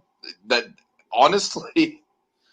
It's tough with Onward better ending than Toy Story 3 or 4. I would say oh yes. No. What do you think, Dragon? No. I just think the ending of Onward did something really ballsy, man. But Okay, then Toy Story 4 did as well, so look, we have 3 really great endings with that any way you slice it, but no, I don't. Look, Onward has a great ending, but I mean, Toy Story 3 and 4, they had amazing endings, man. Come on. all right. Okay, anyways, Kajillionaire. So yes, this is a movie from Miranda July, who I previously knew from film school, Dragon. When I took that ill-fated film appreciation class, I saw her debut movie, You and Me and Everyone We Know, which was a really interesting movie stylistically, but it was a little bit too kind of like tongue-in-cheek, like, oh, look at me, we're being so indie and clever. And while this movie is a clever indie movie, I feel like it takes all the kind of like the patting itself on the back nature of it out of the equation for the most part. I feel like this is a really, really interesting kind of a razor's edge movie between comedy and drama where the lead characters are essentially con artists, Dragon, but they are like scum of the earth. Like, like if there was a bottom of the barrel, they would be below the bottom of the barrel. Like they are just doing anything they can to scrap by a little bit of cash. They will rip you off any way they see fit. They're just like they are just like the lowliest of con artists, and they live in this condemned laundromat building that leaks out pink foaming soap that they have to clean up every day, which is a great kind of visual metaphor for how much their life is falling apart. And essentially, Dragon, what this movie is it's an exploration of the abusiveness of the parental dynamic if the parental dynamic is in a bad situation, and how you can be totally loyal to your parents even if they definitely don't have your best interests in heart. And what goes down here is I'm sorry, I need to learn the name of the actress who plays the mom because she's just as good as Richard Jenkins is. But Richard Jenkins is kind of like the star of the show here. Is as the patriarch of the family, who is just like, as you saw, Dragon, he's absolutely insane for the most part. He's just he just has his own philosophy and way of looking at the world, and is just super petty and just a total conspiracy nut. But the thing about it is that you see the father and daughter dynamic, and you see the mother and daughter dynamic at play, and only when Gina Rodriguez comes into the equation as someone who wants to help them with their cons and kind of get them a little bit more money. She's the one that kind of introduces the Better Call Saul style, like, let's rip off senior citizens angle to it. Gina Rodriguez, like, initially just goes into it as a thrill for herself, but then she sees the way that the parents are kind of dragging down Evan Rachel Wood's character, and the last act of the movie is kind of like a battle for Evan Rachel Wood's soul, if you will.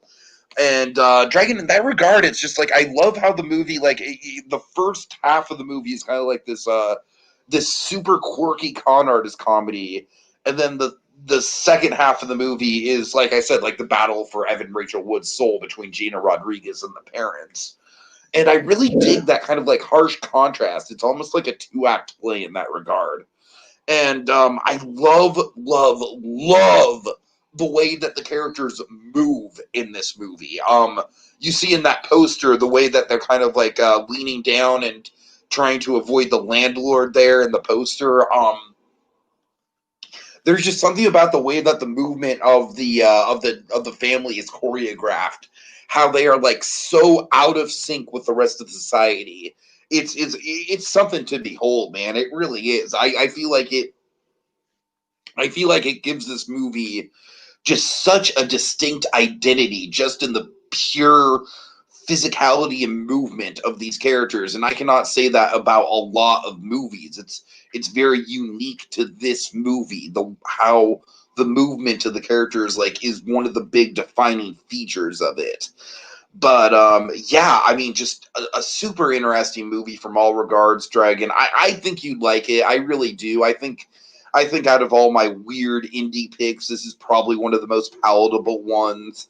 And yeah, just overall, big recommendation. And like I said, I feel like we're living in an era where an artistic movement in Hollywood is taking place to showcase the economic divide going on in the world. And I think this movie, along with Nomadland, are two very different but very, very good examples of that.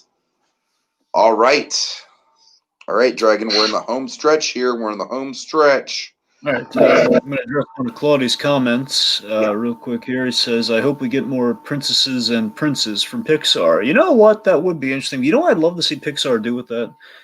I'd love them to do what we never see. What if we did essentially a Disney film, in this case, a Pixar film, centered around a prince for a change? We've never done that. That'd be interesting. That would be interesting, but anyway.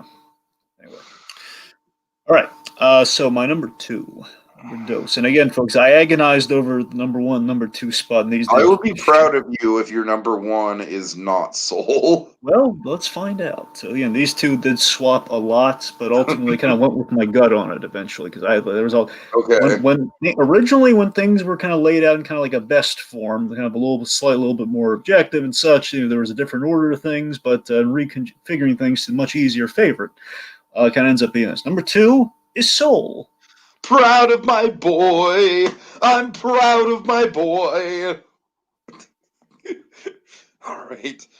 Dragon, like I said, I have problems with Soul, but I respect the hell out of you liking it so much. I really do. And my God, your number 1 is a very interesting pick. I gotta tell you, I was not expecting it to be your number 1, but it makes a lot of sense. We'll get there. Well, again, originally Soul was number 1, but if I really looked within, it's like, you know what? I mean, I gotta go with like, kind of the one that's really. Oh, I think your number 1 is low key a game changer in the documentary department, but we'll get there. We'll get there. All right, number 2. Oh, yeah. So Soul. Soul is for me. I thought it was like a perfect way to close out 2020 on a high note for a change instead of all the dreariness that's been going on in 2020. For me, me, Pixar, they continued with films like Soul. They continue to push into kind of the high concept, existential, next level space they've been on the track of late. With your films like kind of your Inside Out, your Cocos, and stuff of the like. And again, I love how we tackle, essentially, as you and I have kind of joked in shorthand, Soul is Pixar tackling what is the meaning of life. They're tackling them. It really is, though. In no small way, it is that. Yeah. And so here's the interesting thing. I mean, we keep going with Pete Docter short because it is a Pete Docter film, make no mistake. But the interesting thing is, when you more accurately, it kind of seems to be when you really think about Soul and you rewatch, is that this is Pete Docter adapting a Ken Powers story. So again, I don't know. I don't think we worked in the Soul because I didn't know at the time. But essentially, Soul, from what I understand, Pete Docter, he came up with the world building, the whole Great Beyond, basically the premise of the film, and the whole Great Beyond, the Great Before, all that, and just kind of the whole idea of this whole journey of souls, and pretty much the story of the film. But the kind of the characters and kind of the way we tell that story, the Ken Powers came up with the Joe Gardner of it all.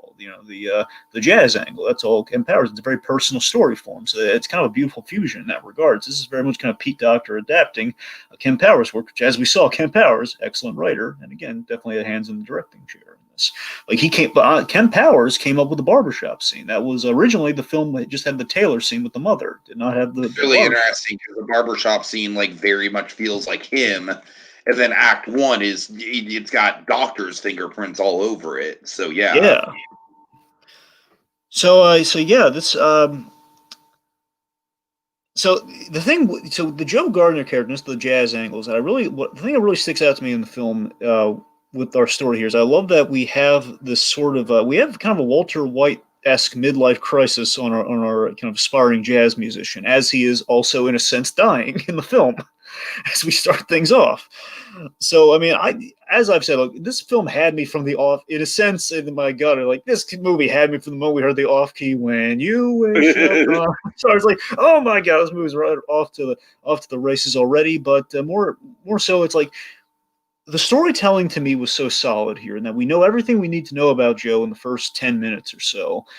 And then Pixar finds a way to be authentic and inventive without taking a stance on how to express limbo and the afterlife. We don't take any sides. We don't say what heaven is. We don't say it is heaven. I just love that we kind of take the discernible facts that we kind of know in culture. And okay, there's usually a big light at the end of the tunnel, and we have one of the greatest visuals of the movie, which is the Great Beyond, which is this escalator, this airport-like escalator that leads you.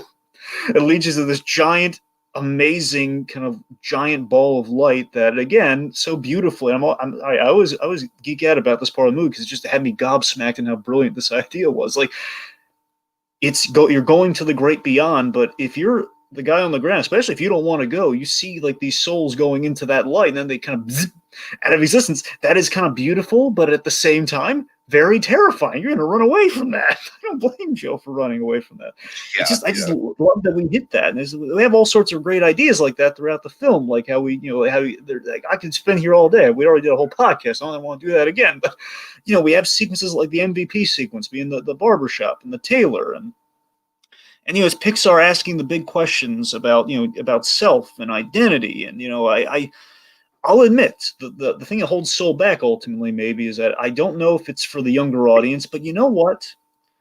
I applaud that we're challenging that audience, with the unusual self. For a younger audience, and that's pretty definitively one of the big fan favorites in Pixar's catalog.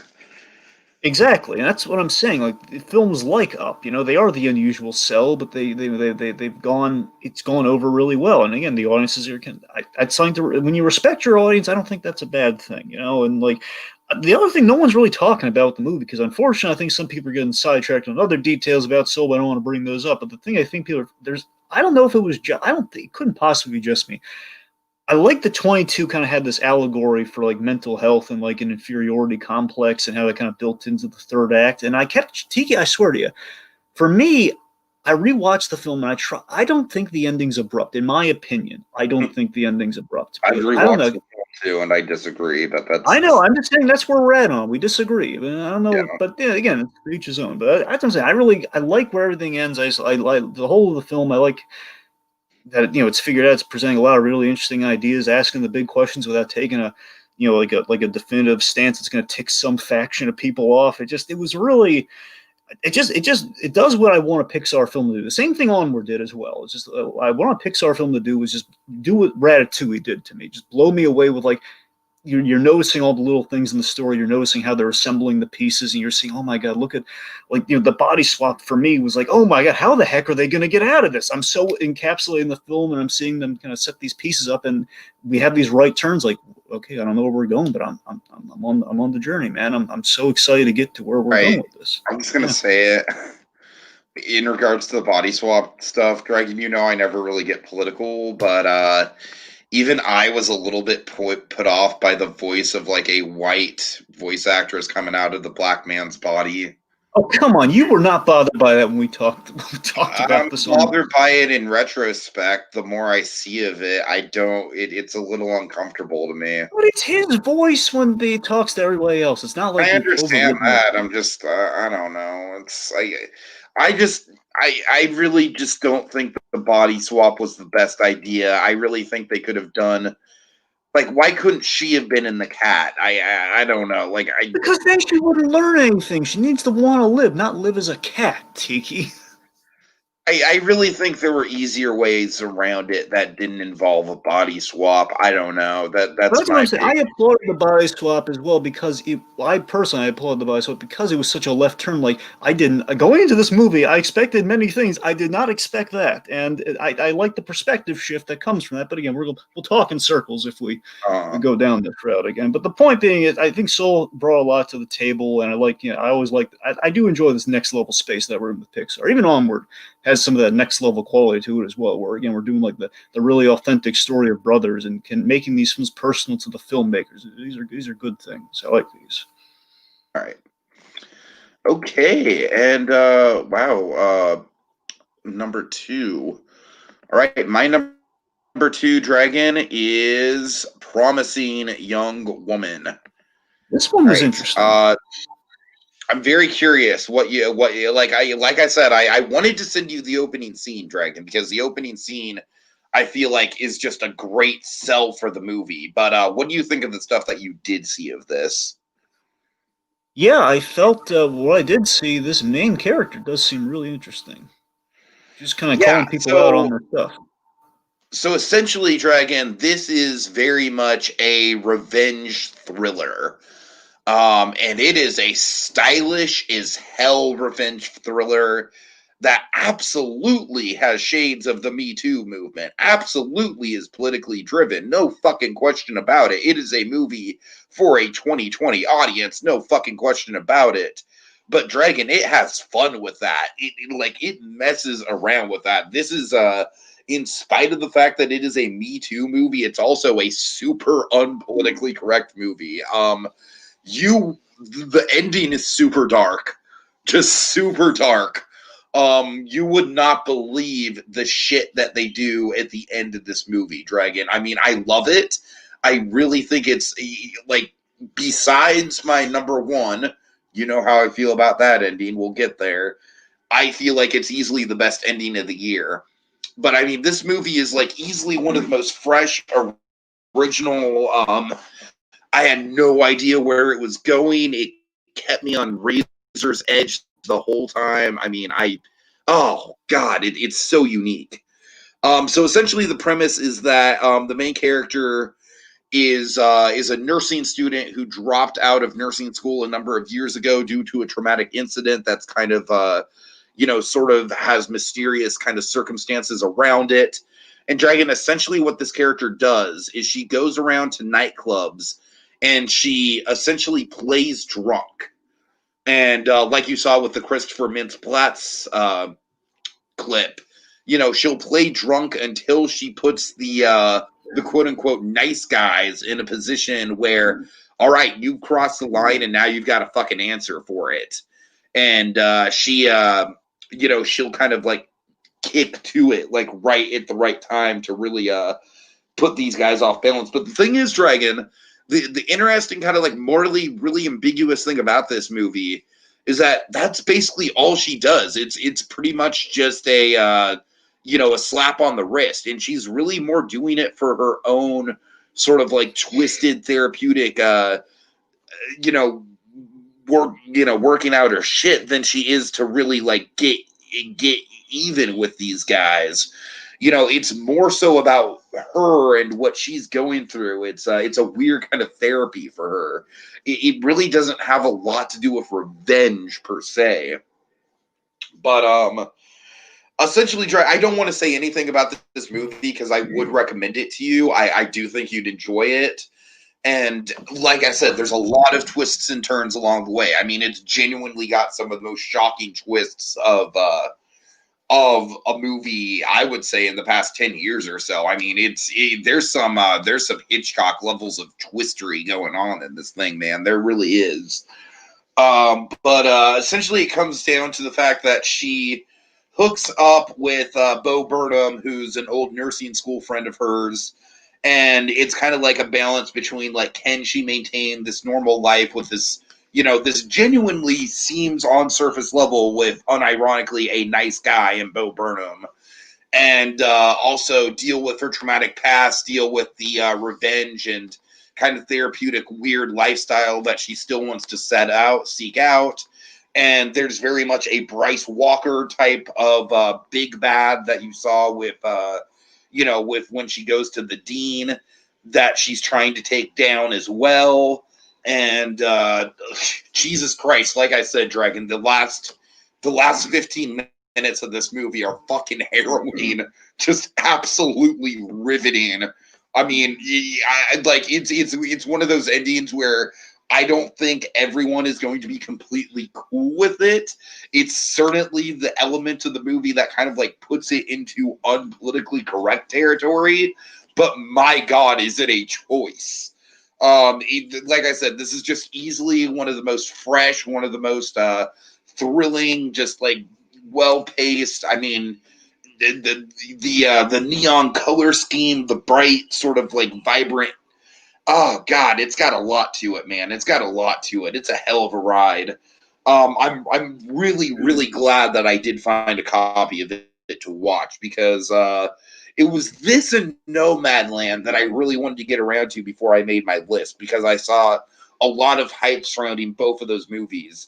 And like I said, Nomadland is definitely kind of like the the meditative sort of like, oh, you can watch it and it's like kind of like, very, very serene, very peaceful type of movie. This is like the exact polar opposite of that. This is a chaotic as fuck movie. This is a schizophrenic movie in kind of the best of ways.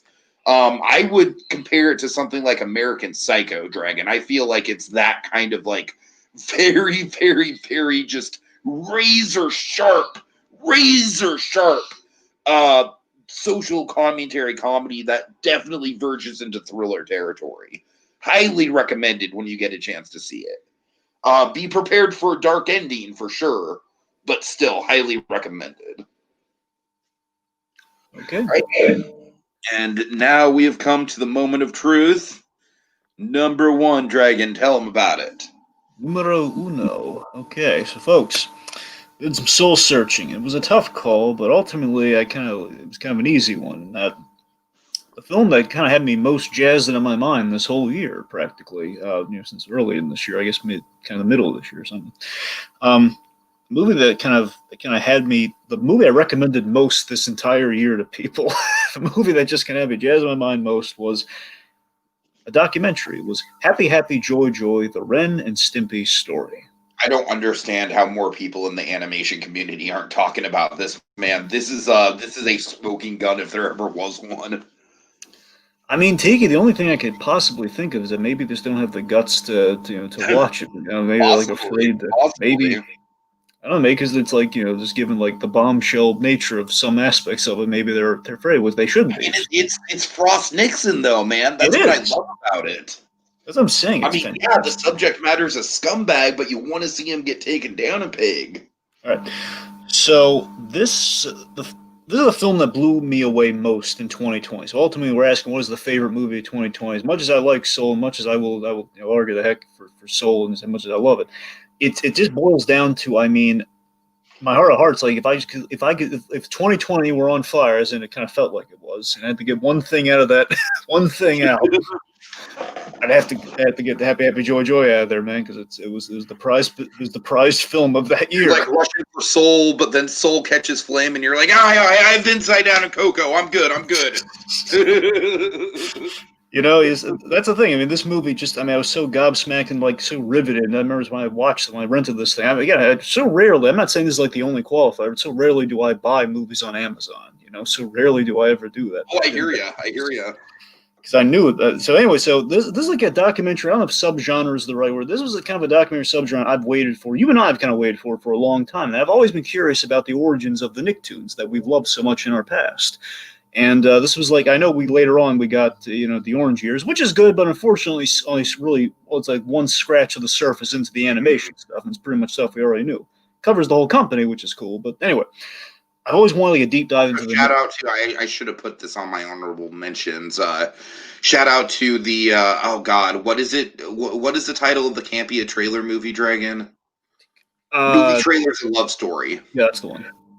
The John Campea documentary. Not quite enough to put it on my honorable mentions, but it really should have been. I mean, it really was a very, very watchable movie. There were some other great documentaries too, like Class Action Park, which again, I don't know. Class Action Park was really good as well. Yeah, I really liked that too. I was really hoping it was going to make it on the year list, but again, only so many spots. So Yeah.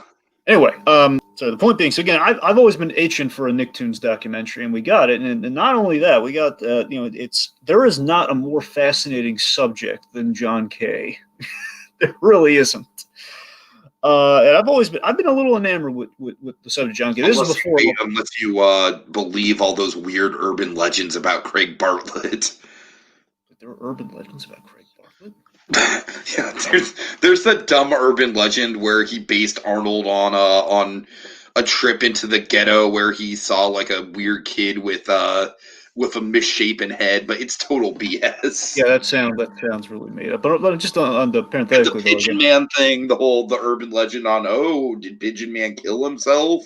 It's like, no, clearly not, because he's in the Jungle movie. Case closed. Okay, regardless, just to get in there too, it's like if they ever did like just something on Craig Bartlett and Hey Arnold, I would absolutely watch that documentary. Like, yeah, no question. Anyway, so that's seriously. So we take one of the most fascinating subjects there, which is John Kay, and I was already interested a little bit. I saw this other kind of a fan made documentary on John Kay. This is before all the stuff went down, mind you. This is still like just the point where they had the firing and everything. So yeah, there was intrigue. There was a bit of a rise and fall story, but not quite as bombastic. And especially these days, John Kay more interesting. So this pair of directors, first-time directors, Ron Cicero and Kimo Easterwood, they defied the odds on this thing, as you and I have kind of learned that they had to alter the film majorly. They were doing a Ren and Stimpy documentary for the anniversary a couple of years back, but then things happened and they had to alter that. And they had to kind of crowdfund twice. Had to sell Ron Cicero had to sell his car to re-edit that movie, man. And my God, do the results speak for themselves? I mean, this in short. Talk about the ending. Well, the shorthand for me is always this film is the Amadeus of animation documentaries, no question. This thing is a work of art, so perfectly edited. Because Ren and Stimpy is so connected to John Kay. We present John Kay as he is in life, and that John Kay is the man adores animation. He loves cartoons, but he's a very warped individual. Let's face it. And this is always been channeled. It's almost kind of like too close for comfort to me in regards to like how much animation is his life. You know what I mean? Did you feel that? I mean, yeah, because think about it, we love some of our favorite people, like the Brad Birds of the world. They love animation, and Brad Bird had a similar moment to John Kay, where they kind of learn the process of animation. Like in John Kay's case, he finds the little flip book. Remember, he kind of learns that this is animation. This is awesome. Like that sort of thing. The guy's a very passionate guy. We love passion, big personalities. We like strong coffee. But this guy maybe a little bit too strong. And that's the thing. So we start this movie with a guy, he loves, he lives for animation. That's kind of, without giving too much away, that's kind of where we leave him. But again, now knowing all the stuff that kind of gets us to that place, it's a very effective ending. But we see the suffering amongst the animators for that level of quality, a kind of an insane Salieri-esque perfectionist, with a dark side. And the documentary, it presents truth so refreshingly and so fair. And that's, again, you spoke of the Me Too era with your number 2 pick. Uh-huh. And this film kind of tackles that in a way we haven't tackled this subject before, where we're just presenting the truth, which is ugly and it's messy, but it's the truth. Where we have John Kay's victim, Robin Bird, who shares her side of the story, and it's basically in an absolutely enthralling Act 3. The movie just keeps getting better as it goes on. Act 3 is just like the thing about it is like you're kind of just like waiting for the shoe to drop in regards to like, all right, are they gonna go there? Are they gonna go there? I mean, it's basically like the movie could end like John Kay always has a built-in rise and fall story with his firings. There's always that. So right. There's already a fall, and it's like, how can things get any worse for him? And then, boom, shoe drops. And that's what I'm saying. The adult party years and how that is edited, such an effective and haunting way. Oh my God! Yeah. I mean, the thing, ultimately, folks, what we're saying here is that this thing is masterfully edited. It's it's tactfully interviewed, again, with Robin Bird. We're not putting her under the magnifying glass or anything. We're just letting her share a story. And importantly, though, with all of this, we're not by no means are we sanitizing anything. We're just letting it. We're letting it breathe. We're letting this happen, but we're presenting it in the best way possible, and in the most artful way possible, I should say. And again, it's like, ultimately, this is a documentary that shows, and you so rarely get this, it's about mitigating circumstances, not sympathy. It's not sympathy. It's not an excuse, but it's showing you, like in the court of public opinion, we need to show the mitigating circumstances, especially these days, especially now more than ever, because we go with what we hear first. We need all the information, whether it be ugly or not. You need the information. And the big question ultimately is like, was the suffering worth the bigger picture of this, this Titan that was Ren and Stimpy, the counterculture animated show, in a sense. It's it's just, this was the documentary of 2020, no question. It was.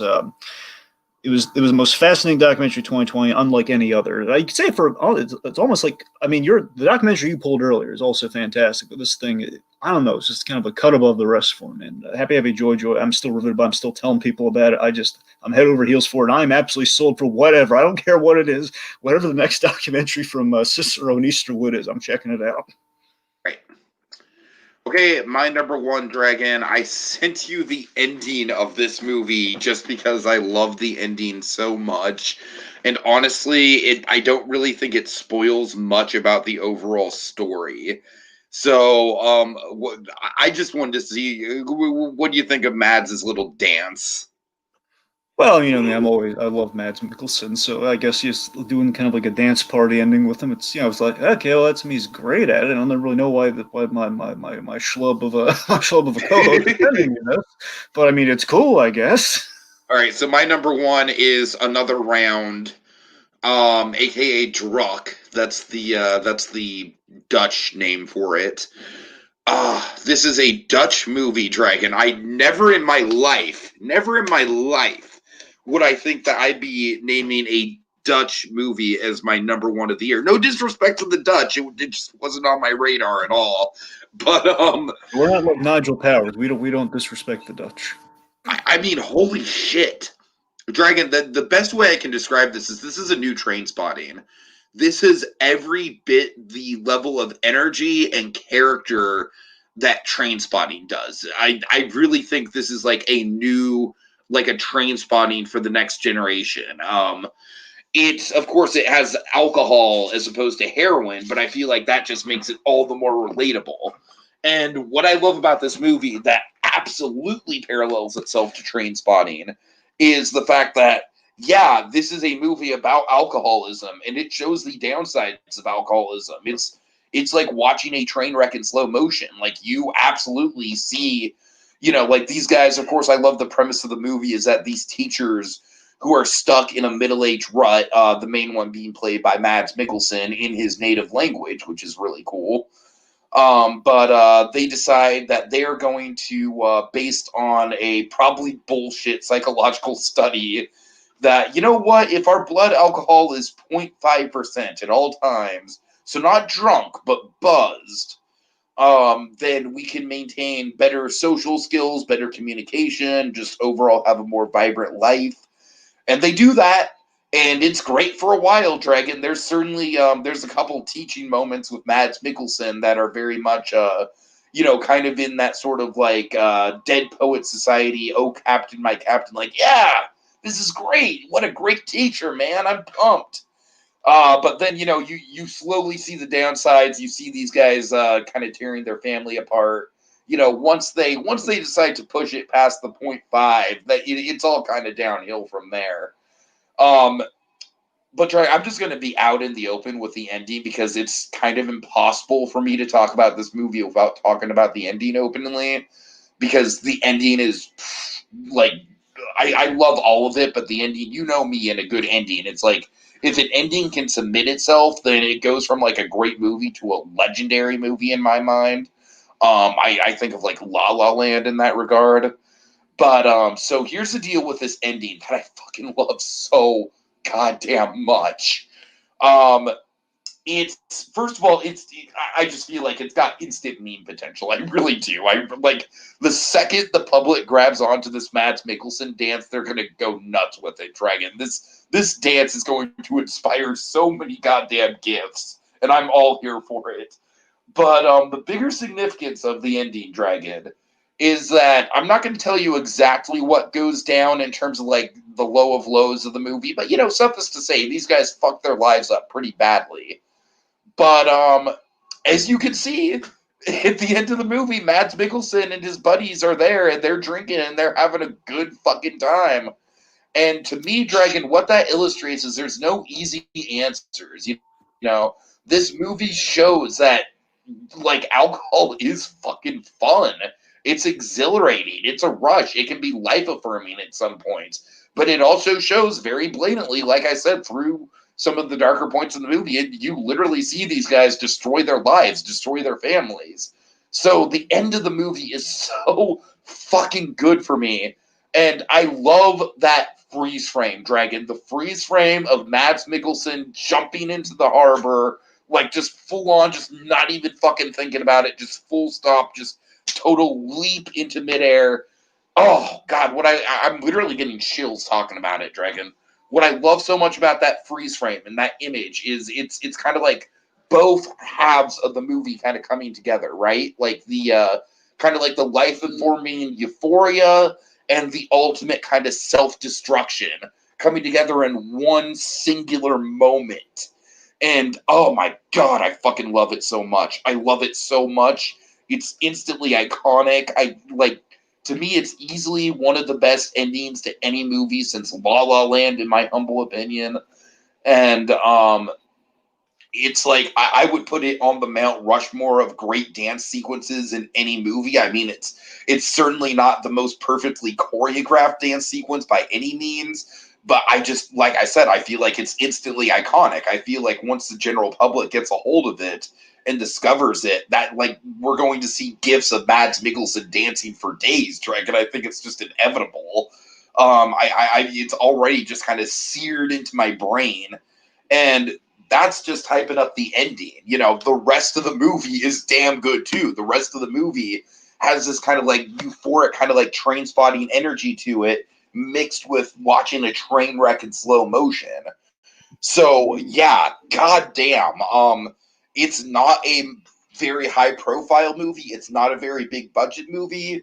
I would even dare to say it's not a very stylish movie. It's not like a Promising Young Woman where there's sweeping camera shots and glowy neon colors everywhere. It's not really minimalist in its style, but it's not flashy. It's not even as flashy as something like Train Spotting is.